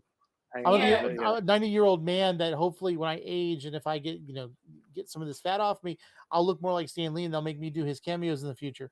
But it's it's like I want to be like that. I want to be able to have that gumption to just keep going. And it's a lesson to the young as much as it was, a story about the old. Just to not lose your mentality, because we can get so bogged down by the things of this life and the tasks. It's like, we think of taxes and we think of, work and paying bills. And we sometimes want to get to the weekend so quickly that we'll rush through 5 days of the week just to get there. And it's like, live for the moment and just enjoy it. And it was nice to remember that and just to realize, I'm so quick to be one of those people that says, if I could just get to this vacation or to this outing, and but also on the flip side, it's like, don't forget that you're still a human, that you're still a person, that you can still be happy, you can still live, and you can still do things, you can still vacation, because they got to a point where complacency was not their friend. They got complacent. Plus, when you feel abandoned, you live abandoned. And they showed that when the guy packs his bags every morning because his son's like, I'm going to take you. And then his son's like, never mind. Yeah. And that can kill your spirit slowly over time to where you feel like, who cares? So, And they did a good job of setting that up in the very beginning with that old man and his family, where he's like, oh, I thought I was going to he was like so excited, to like have this moment maybe with his family. It's like, oh, it's just not going to work out this week. Sorry, maybe next time kind of thing. And that just like instantly, I'm like in his shoes, just like, damn, you feel abandoned, you feel alone. Like, I mean, yeah, why are you gonna like try to like pick yourself up when it's like you keep getting let down all the time? It's like, this is it. And this is how I'm gonna live my life. Yeah. Like that line that says every Sunday he packs his bags and Yeah. takes them down to his kids just to take them back up the stairs and and unpack. Yeah. unpack 'em. Yep. And that just No, that's just messed Oh, up. it hurts. Yeah. It's worse because their room was one room and they all had beds in the same room. Mhm. That was Yeah. the worst place to live. Like I would It never was giving live me there. it was giving me the Seven Dwarfs vibes, you know? Like It all the was weird. beds. Like how Or like did an they have orphanage. 5 beds in that one room legally? Mhm. How is the law allowing that? So yeah, See, those were all Scatman the people who Crothers. played in the original Annie. Yeah. Well, So that, yes, you know, they would they just transfer they the had beds deleted over. scene they cut out where they sang "It's a Hard Knock Mhm. Life" because No, that's Yeah. basically aren't you the saying exact no? setting It's that they it's had. Charlie's grandparents. Like they just got different beds. They separated them out and just Yeah. Yeah. They one got giant separate bed. beds instead of Oh one yeah, giant. So that's really yeah. what it is. Yeah. Scatman Crothers brings such a beautiful Yeah, he performance. does. He Mhm. makes me Yeah. feel happy. Mhm. He makes me feel okay. Like everything's gonna be okay just by being on screen. And Mhm. these was one of his Just that last smile, roles, man. That's a right? great smile. Mhm. He was such an amazing person, such an amazing presence. But yeah, I'm certain this is one of his last roles before he did pass. Oh wow. So well, he was born in 1910, so yeah, Yeah. older Wow. guy. Makes sense. But again, This a is He literally brilliant. when looked. my grandfather was He born. looked good. He looked good though. He did. He You really know. did. No, he did. And Look I good. Yeah. That black, like that that black he. Oh don't yeah, crack, That's baby. right. You feel me? I like when it's all said and done, he just heads off to the next, home. And he did mention he'd already been Yeah. to like He 7 just or off to 8. the Like next he does one. this all the time. This is his shtick. Yeah. If you Yeah. guys have ever seen Yeah. Interstate 60 or not, the genie, or if you will, or the Gary Oldman character in that does a very similar thing where he goes around trying to sell whimsy, which is really great. Yeah. So Mhm. he- Even like as he's going to the next home, he's like doing this little thing against the fence. I love him like playing this little like ditty oh, with and a like stick and singing yeah, like with the yep. stick and the picket fence. You know, like he's just has that mindset. You know. yeah. He's like the happy So good. genie, like the Yeah. He's the angel of happiness, if you will. still has that young mindset. So this story ends and moves us right into going, instead of pure hate and or pure whimsy, we get kind of a like mix of whimsy and scary, and Oh we man. get a Yeah. story about Yeah. a boy lost. Well, I'll leave it like that. Just a lost boy, if you will. And he's This ain't your Peter gathered Pan though. people. Yeah, he's got a Peter Pan esqueness to him, like he's random Neverworld, but he gathers people that he wants to be part of his family, and he does it in a really freaking effed up way. Um, it's a very interesting story because this is the one that whenever I think of the Twilight Zone, the movie, strangely, this is the one I think of every Yep. time, No, and me it's too. one This is the one thing. that stuck with me as a when I was a Yep, kid. This is the one that like was always See, the one that mine stuck is in my always the head. plane. Yeah, no, that's that the one other too one. was always one, but like this one was just so Yeah, like the lighting just so crazy, and I mean it's a Mm-hmm. very very like stage lighting. You know what I mean? Like Mhm. you're watching a play almost, and oh yeah, just some of yeah. the cool things they do. You know, when she's in that hallway, everything's black and white. You know, in that hallway, Mm-hmm. and then she turns like you're going into like a room, but it then turns into another freaking hallway, and just these cool like crazy things that happen. I mean, I always remember the food was always like she peels apart the like bun of that burger. It's got peanut butter in it. Hamburger I and was peanut butter. like, yeah, the food was like, yeah. It Has just anybody always tried stuck with that? me as a kid. No thanks. Oh no. That sounds There like is a something that place. Elvis Presley would eat. There's something. Right. There's Yeah. a Yeah. place here in my hometown that does sell That's true. peanut butter pickle burgers, and they are Killer wildly burger. killer Yep. burger, and they're wildly Everyone popular. loves them. Wildly Yeah. popular. Yeah. You I've won't never touch had them them. yet. Still, but yeah, My wife eats them. the peanut butter. Yeah, me either. I don't like the No. peanut So butter killer burger. Killer I burger's would. okay, but I'm not gonna eat the peanut butter. I agree, and they're a little greasy, but they're good. While you Yeah. can eat at Killer Burger. Sorry, we're gonna just promo a restaurant for no reason. I would love to hear Black Girl Marvel's take on this one because again, this is her first viewing of this. The three of us have already seen this one, so it's nice to hear a fresh set of eyes. Hear eyes. Anyway, go ahead. Let's hear those eyes.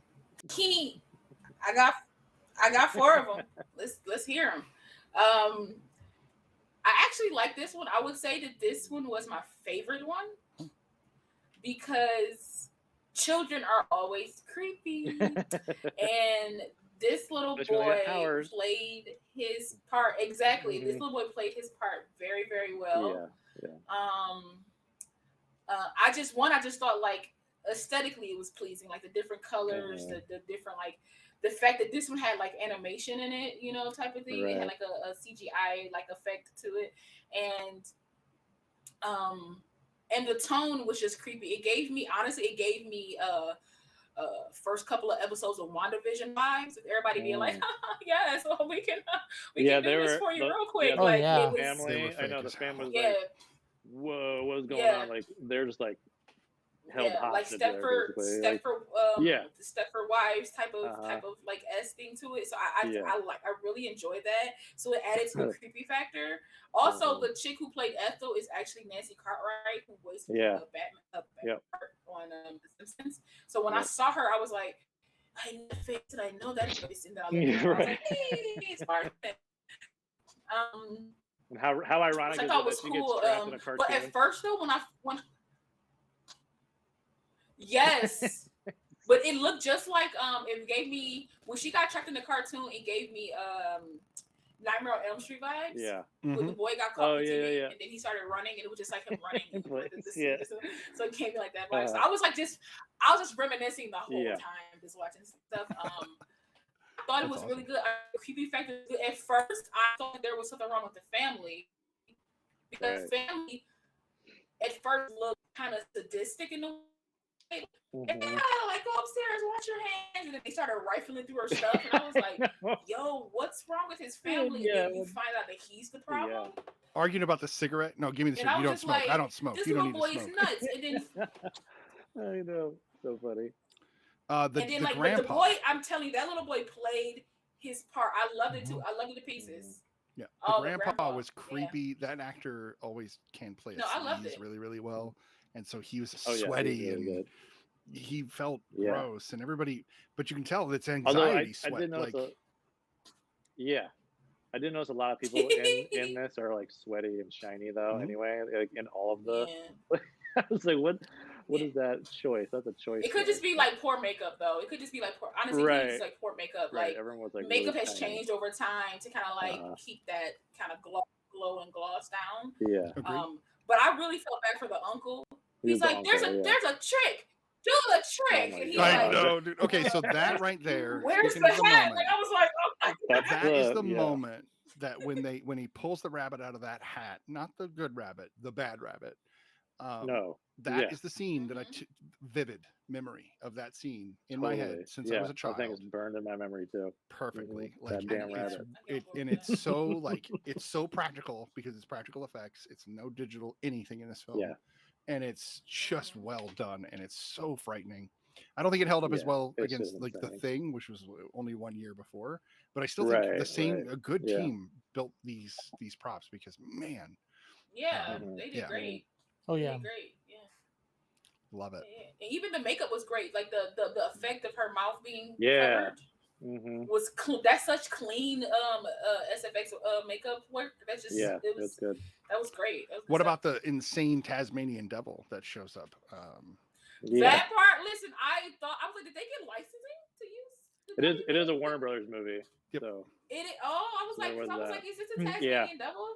And I'm like, that's pretty cool. There was Looney Tunes stuff in there. Yeah, but I did feel bad that this woman pretty much got Stockholm syndrome and to take care of this little boy. You know, that was interesting because I always felt like if you go back and watch, everybody else was panicking around him, but she never kind of lost her composure. In fact, she was very stern. She had that teacher mentality of like, stop it, make it go away, and like she was giving command.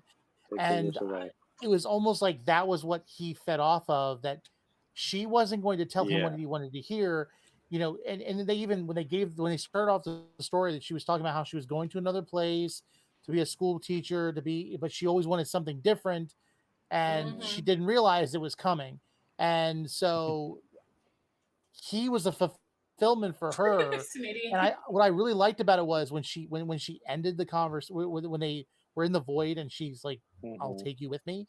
She said, I could teach, you know, we can learn from it. I can teach you how to control it. and maybe I Yeah. can learn from you. Like there was this idea that perhaps whatever happens, this is going to be beneficial for me too. And she was Mhm. willing to take that on. Well, So she's I don't going to know. be the But I think that queen was of the like a. I think that gods. was a. I think she. You feel Yes. exactly, Yeah. but I think she had like a. I'm a quote Oprah here, but I think she had like an aha moment, right? I Right. think she figured out what nobody else could figure out. Because at first she was like, I gotta get the hell up out of here. Like she's like, I gotta go. Like I don't Mhm. know what this is. And she tried to escape like multiple times. She Yeah. got scared a couple of times, but unlike everybody else who appeased this boy, she actually listened to him Mhm. because he Mhm. pretty much told you what he wanted. He was like, nobody. He was like, oh, vegetables. I can do Yeah, vegetables. you Like I guys can never do like told me good how to food. eat Like this. Yeah. I you can guys make it never just the way told you me want. because you didn't tell me. Like Yeah. Yeah. exactly he's looking for direction essentially, and Structure. everybody's Yeah. exactly he's Yeah. literally looking to be disciplined and have structure, and Mhm. everybody's appeasing him and it's making it worse. Yeah. Whereas, and I think she figured out along the way, like, okay, I have to kind of like be a mentor or like a mother to Mhm. him, and because all he wants is people to be there and like listen to him and tell him what he needs to do.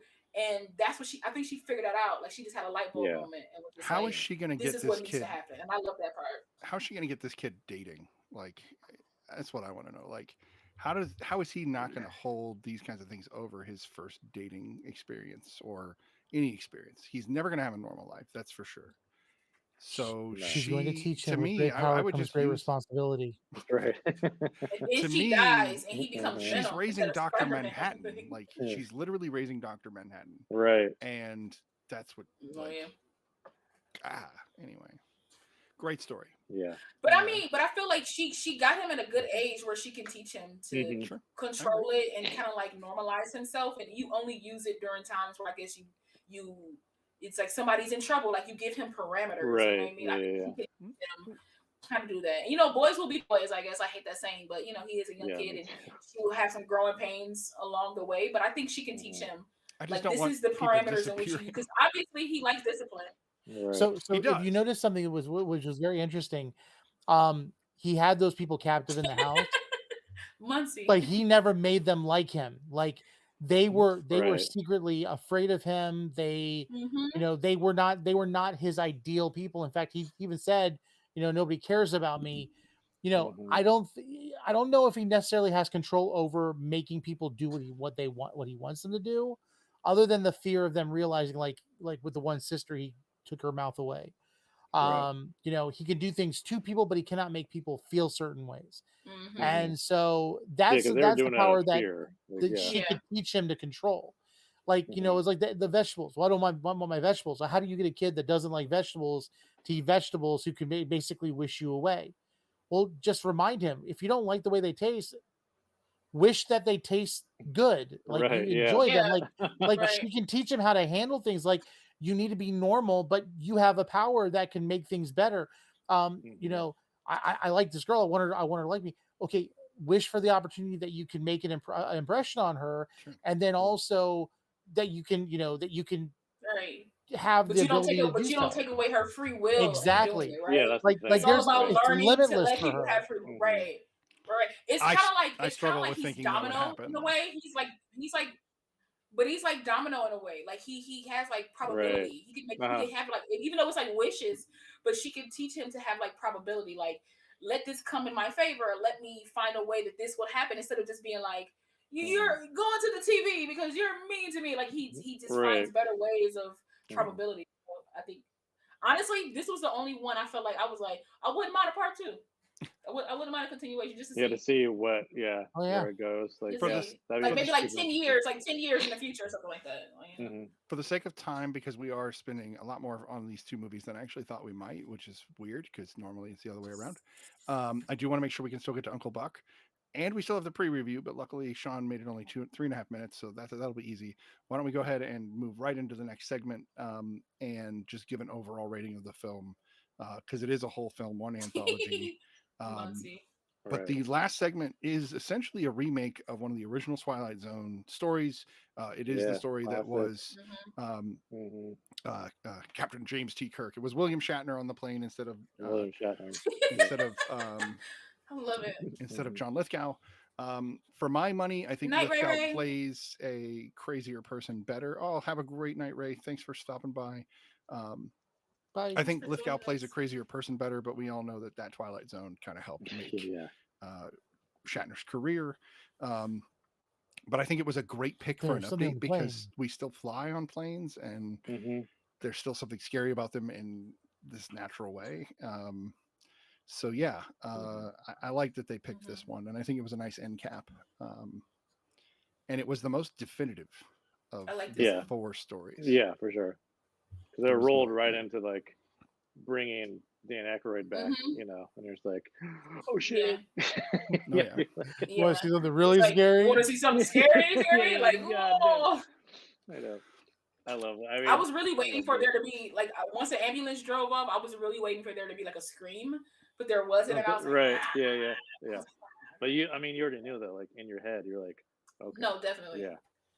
Like he's about to get even more freaked out. He might die on the way to the hospital. I don't He's want to like, live in already John gone, like, Lithgow's yeah. world because there are apparently demons in ambulances and cloud demons. Like, what is this? I don't want to live there. Oh yeah. It's a Um, gremlin. It was a gremlin. Yeah, it was a gremlin. Yeah. Yeah. I think gremlins have cute big ears and they talk with mogwai voices, but They that's don't. me. You're- You know. They do don't. you see No. what they turn into? What are you talking about? Have you seen Gremlins? Yeah, they're so cute. This I one think got Spike fed is after cute. midnight and left to The live. guy with Yeah, the big this one's eyes. like- I don't know. I still think You know? the green ones Oh, are kind of no. cute in their own slimy way. You like the Cuter one than with the that mother thing. gremlin. The That father thing with the gremlin. like Mhm. that finger wave thing's is so terrible. perfect. I know. Yeah, Oh. that's so good. Dude, Yeah, That's that the was part of God. that one honestly, that but was how the did he best. survive? I'm sorry. How did he survive his head out of an airplane? I don't care if he. So they were on approach, and that was Yeah, he actually was, as like, they were halfway actually hanging out. slowing down. They were at closer to like 10,000 feet, and they were still in the cloud cover. They I don't buy kind it. of address it. They do a pretty decent job with the saying they're only 20 minutes away from Mhm. landing. There's a few things that I don't buy sure. it. Not only that, the shock of being what he was going through could have given him enough adrenaline to survive it. yeah. The wind wouldn't have killed him. If he got hit by a Probably. chicken or something, maybe. He but- should have died. Plus, he was heavily medicated at the time. True. Yeah, he did have a lot of drugs Very in him. true. So. He was like, I can relate. no, Yeah. I like this one because it gave me Madagascar vibes. Because there is a scene, I think, in the second Madagascar where they're on an airplane and they're trying to like make their Oh. way back. Yes. And there's like lightning and stuff, and Mort's on the plane like going crazy, like and it looks just like that. Yeah, scene. that was a like a nod to drum. this movie. Yeah. Yeah, Yeah, so like I was yeah, like I was watching this and I was like, why does this look so familiar? And I was like Now my you brain get was it. like my brain was like, why? But then I Good. thought about it and I was like, people have recreated this a lot. Like part of me feels like this actually came from like a Bugs Bunny thing, and then like people just started creating like their own versions of it or something like that. Because I'm sure that there was like a Bugs Bunny animation where like there was a alien on a plane. There or was a something gremlin, and he took a hammer to a missile or a Yeah. Yes, rocket. but yeah. So it's like I Yeah. feel like that was like centered. It was, but my brain was going a mile a minute. Like I've seen this before. I was like, Yeah, it's like my you're seeing brain was every like, going version in crazy. your head. Like Yeah, like in Ugh. my head, but the Madagascar one is the one that like, Uh-huh. and it, actually there's a Simpsons version of this. Oh yeah. Where Oh, yeah. Bart is the John Lithgow character, and Was that a Treehouse of Horror? and they were on the bus instead of Mhm. it being like so like my brain was just like pew pew pew pew pew pew pew. This is So there's actually, I think there's like there if I remember correctly, there's a science behind this. Back in the early like war era, when flight was really more prevalent, there wasn't as much cabin pressurization, which also led to like hallucinations. And so a lot of times they believe that a lot of the planes that came down because how in the world would American craftsmanship just fall apart in air, because we were still learning Yeah. flight. They believe that they were gremlins. There were these things that would actually they fed off of the of destroying The these metal on the individuals, plane, and that's yeah, how the they plane, they crash. And so it's kind of that whole ploy. And just like you said with the Madagascar reference, a lot of people don't realize if you're a big fan of Ace Ventura, especially I think it was when Nature Calls when he goes on the airplane, there's a nod to the William Shatner version of the TV show Yeah. when he's looking at the There's window. something He's on like, the there's something on the wing. Something. Something. Yeah. So Yeah. Now I that's an remember that. Now I know what that interesting. means. Sweet. That's I an was thinking interesting about that too segue. when I was watching this. yeah. Yeah. we do need a segue. We have 20 minutes left. I hate to do it. I hate to kill good conversation, but there was a request for one more movie tonight, and we do need to get to the pre-review. So let's do a quick 15-second review of the Twilight Zone, the movie as a whole encompassing story. And let's start with Mr. Marvelite. Okay. Great film. It was definitely one of those films that I would remember. In fact, as a child, I remember watching this. Like you get into it and you'd watch it on like cable, or you'd find it on one of the shows, and you'd never get to the beginning. So for a long time, I actually had never seen the hate part like that, because I always would get in. Like you get TV Guide, you see that it was on, and you'd always be like 15 minutes late to getting into the show. And so I saw it, and of course the three following, the Kick the Can, the Wish Boy, and the Airplane. I know that's not their real titles, but just for Wish Boy, my way of explaining it, those were always it's like I forget what it's called. They had a specific name. It's a Good Life, I think, is what it was called. It's a Good Life. Yeah. So I mean, those were quintessential films as a child for me, and so you grow up with that, and then you progress into things like The Thing and Child's Play, and there are other anthology films, and I think this was the best way that I've seen films do it in a while. You've had things like VHS or the ABCs of horror or whatever. This was the original anthology film of my time, and I thought it was fantastic. So yeah, I loved it. Well, what would you rate it? What was your rating? Yeah.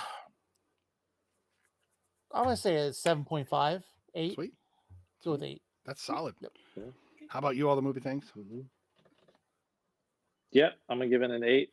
Also, it was great to rewatch this one. I remember watching this as a kid with my mom, and it was just always a fun thing. And like those same things, those same images just stuck in my head.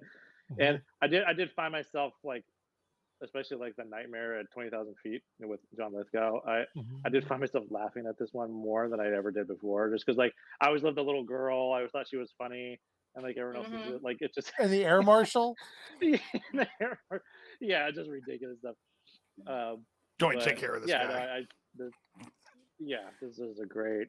She's like, that's not good. There's claustrophobia. Yeah, he's got to be claustrophobic. I've seen it all the time. She was stupid. Yeah. The captain was the only logical what person. Does she do now? Exactly. Yeah, the captain's the only one like that's got his stuff, and like, or the first officer or whatever. But yeah, no, it's still holds up for me. It's still great. I love it. All right. 8. I'm gonna also just throw this a solid 8. I love everything about it. I think the Dan Aykroyd opening and closing is great. I love it. Spooked me out as a kid pretty good. So yeah, 8 out of 10. How about you, Black Girl Marvel? Seeing as this is my first go at the Twilight Zone movie, like I said, I watched a television show growing up because I stayed up until early in the morning when it came on TV. I thoroughly enjoyed this. I enjoyed every story. I thought it was very well done.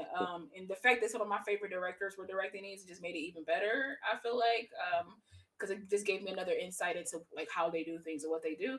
I will concur with Thrill's study and give it an 8 on the scale. Because I probably would. Honestly, I probably would watch this again.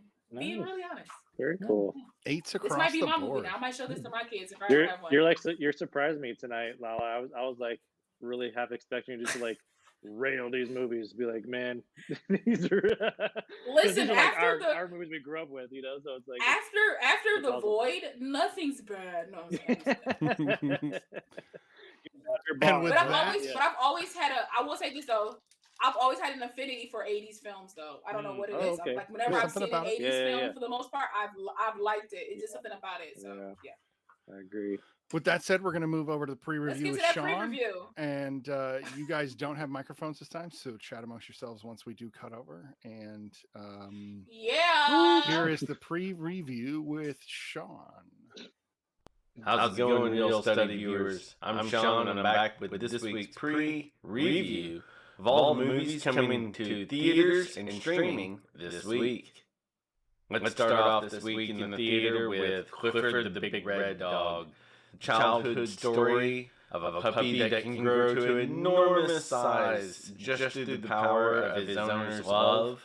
It looks like a great family film. I can't wait. It's coming up the holiday seasons. Those things are always fun. You're out shopping. Let's stop in and see a good movie. It's always good to have a kids movie on tap, and this looks like a good one.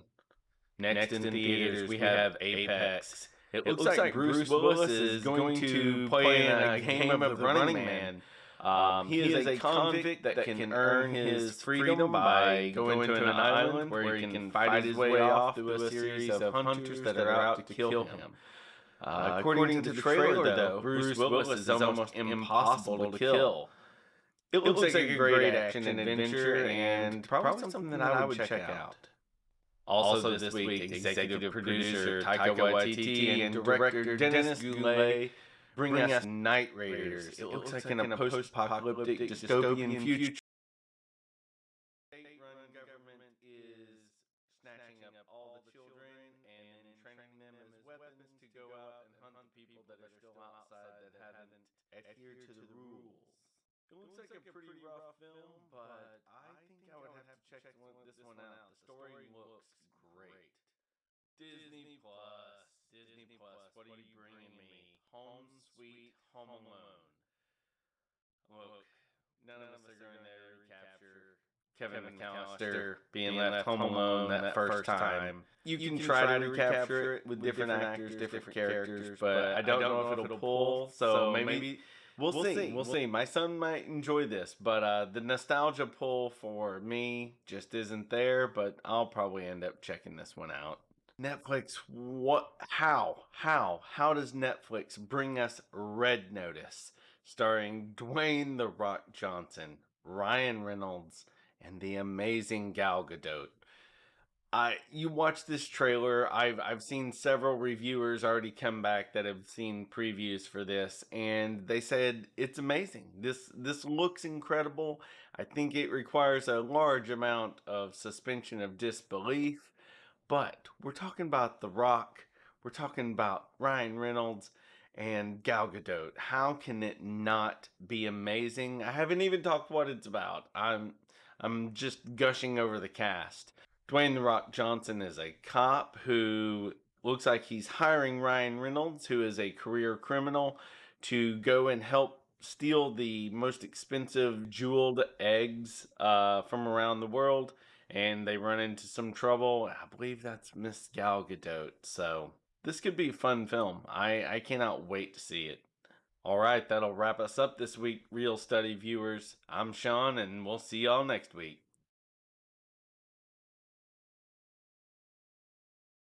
Not back. Oh, there. Oh, boop, and we're back. Okay, we're all back. It came back into form. The audio was janky, but I fixed it, so we're good now. We're back on track, and next preview will be the same way. I wasn't overly jazzed this week about any movies. The Red Notice. I don't know.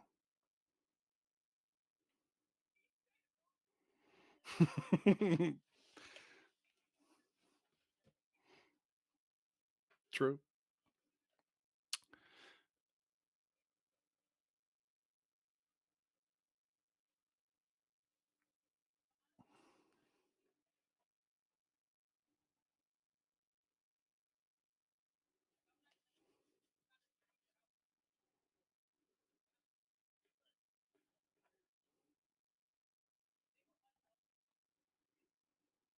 Yeah.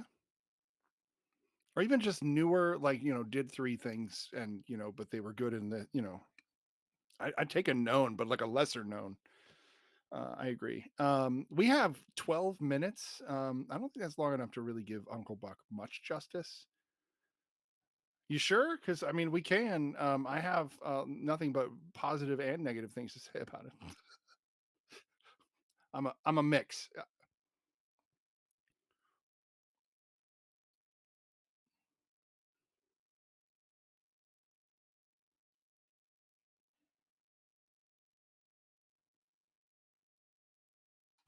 That's what I'm hearing. Oh crap! Hold on. Switching. How about now? Switched.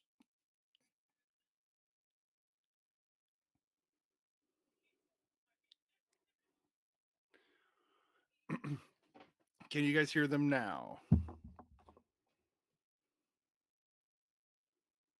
It's odd that you can't.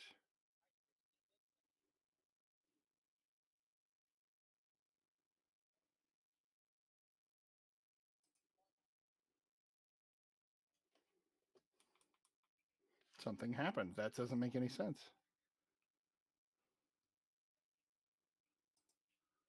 I guess that's fate saying Uncle Buck for next week.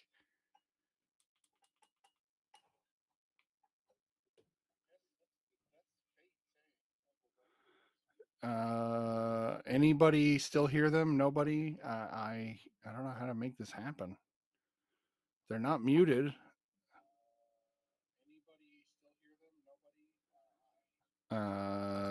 Zoom in on me. Zoom in on her. Zoom in on him.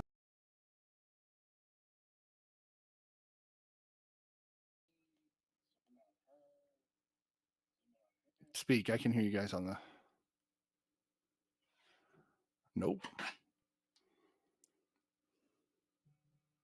Yeah, you guys are totally dead.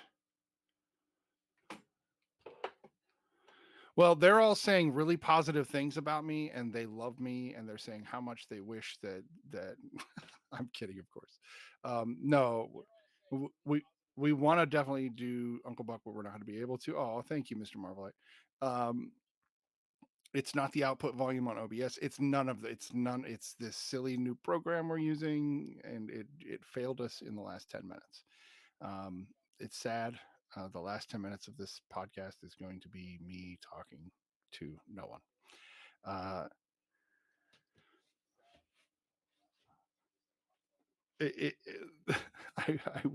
you guys can't talk.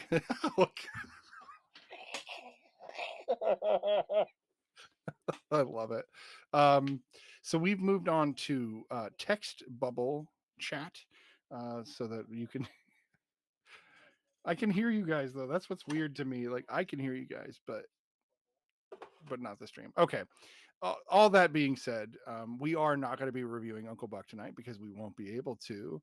If you guys want to say goodbye to the other Real Study panel hosts, please do so in the chat. Something has gone completely wrong. I'm not sure what it is. It will be very difficult to. It is backwards. You have to write backwards for it to work. But we can go ahead and oh, look at that, Mr. Marvel! I picked a new movie. He picked A Knight's Tale. Okay, so with that being picked, we also have other movies next week. And since I'm the only one being heard, Lala, what was it again? So I can tell them that we're picking. We've got Fast Color, we've got A Knight's Tale, and we've got the other one I wanted to do was Free Guy. So that will be the three movies for next. Well, I guess we're gonna axe Free Guy for Uncle Buck because we didn't watch this and bring it for the review, not to review it. So you'll get some movies next week. We're gonna hash out what they are later. A speeded Uncle Buck. Okay, we'll put 4 movies for next week. It's weird, but we're gonna do it, and we'll do 10-15 minutes on Uncle Buck, and then we'll move on. That's what everybody just agreed to, even though you couldn't hear them. Anyway, I'm going to raid because why not? That'll be the best way to get us out of this situation.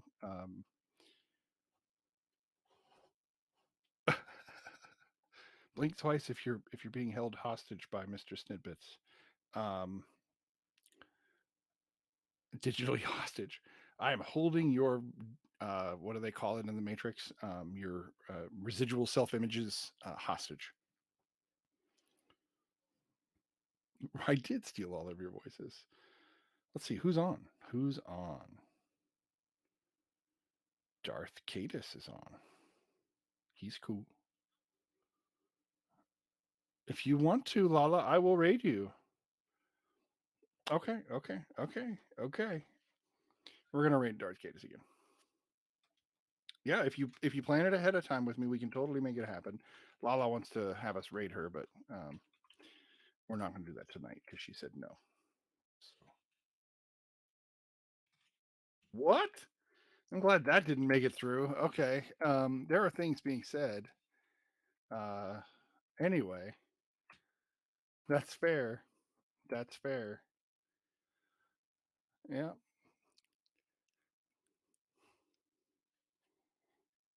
It does sound suspect. I'll give you that. I'll give you that. Uh, I will ask her later when it's not going to come through on the podcast. um, that being said, real study panel, give a nice wave in order to say goodbye. Um, fair enough. With that, you guys have a great evening. This has been the real study. Have fun all.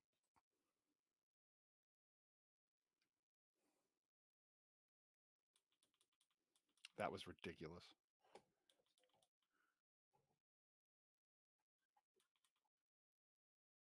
Stupid. Okay.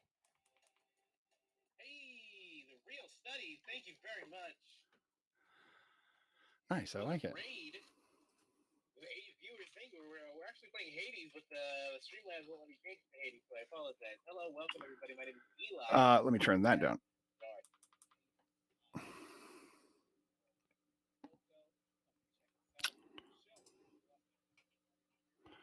Um,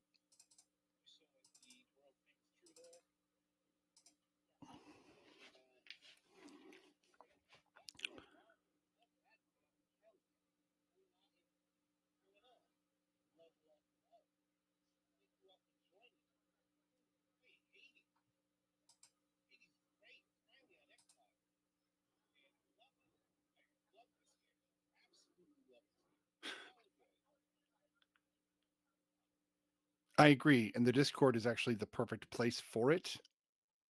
You can actually do them right in Discord. There's no need to do Scener. You can actually just share screen, and we can chat. And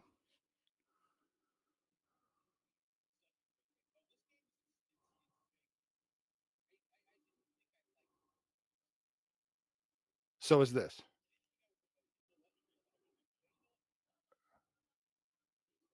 Yeah, it's just screen sharing. Yeah. So essentially, we go into the Real Study Discord, we hang out and we share the screen, and then we just do invites for those. And I think we should, if we're gonna do watch parties, I like it, but we should start adding in things like sub only watch parties. So like, if you want to come watch movies with us, you got to subscribe to to the freaking channel.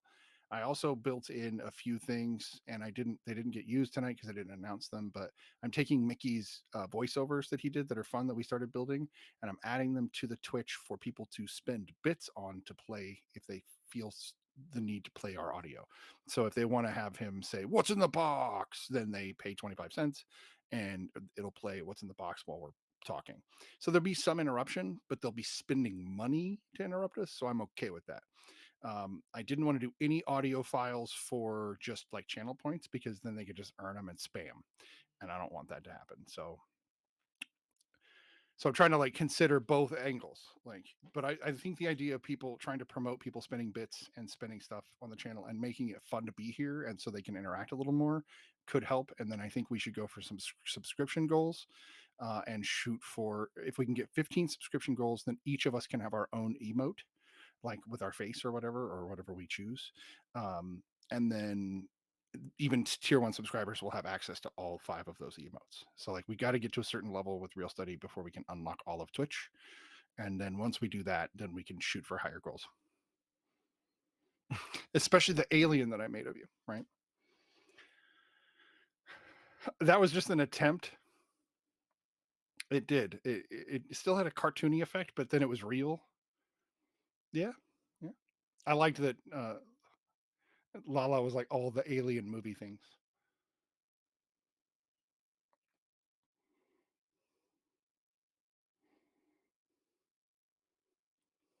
I like it.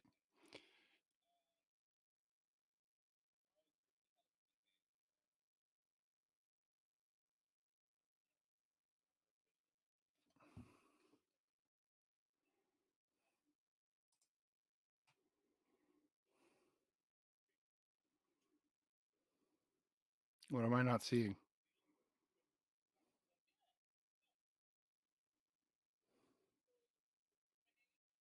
It's hard to see. I'm just gonna look.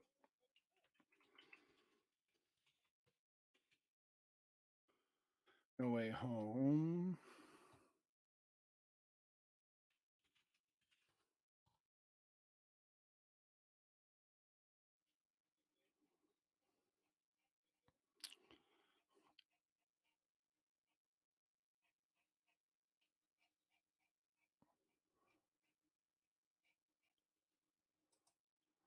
Yeah, you know what? It's really gonna be really funny is when I fucking hate this movie.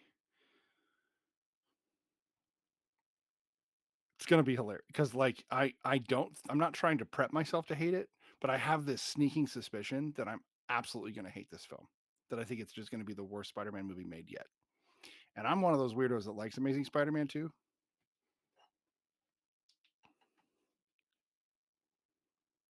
I don't know. I think this movie's overhyped.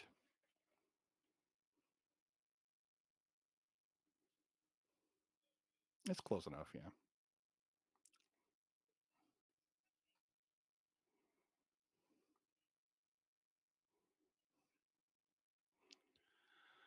Well, I am sorry that everything got screwed up at the end there. I'm not sure what happened. This is a brand new program, and I think it's the program that failed us.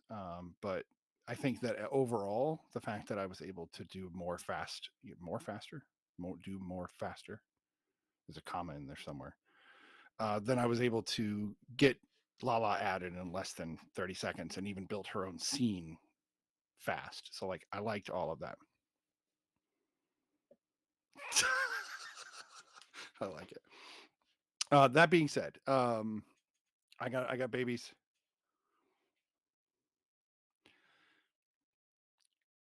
I think it was because of the transition, and I was playing with that earlier, and this may not be a stable enough program for us to do much transitioning, but I'm not going to not do the pre-review because of that. What I might end up doing is just capping off the night with a pre-review. And even I had to add you guys all as audio sources to each of the scenes when I was trying to do the close-ups, and I was just playing with that, and I could tell each of you noticed when you were in close-up and you all were uncomfortable every time I did it. At least not Lala so much. You didn't? Okay, because it looked like you seemed nervous.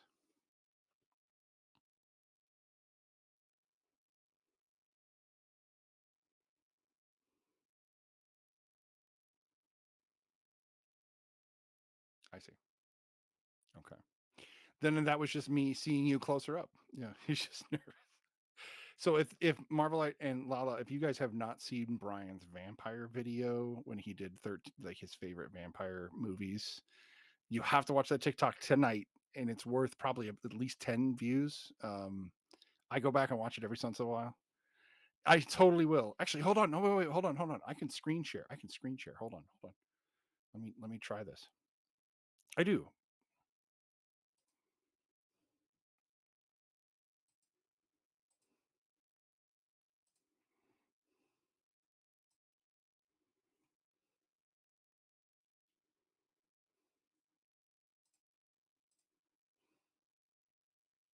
Can you see that? That's you guys can all see Black Girl Marbles. Okay, so this is exactly how Discord would work, by the way, as well. So for doing screen sharing and or things, I have to. What is this crap? That was weird. Where is it? It's gonna be so obvious the moment I hit it. Hopefully, you guys can hear this. Here it is. Vampire Movie Challenge. What's your favorite vampire movie? Did you see What's that? a vampire movie you hate? Sorry, I have to do it again. Vampire Movie Challenge. What's your favorite vampire movie? What's a vampire movie?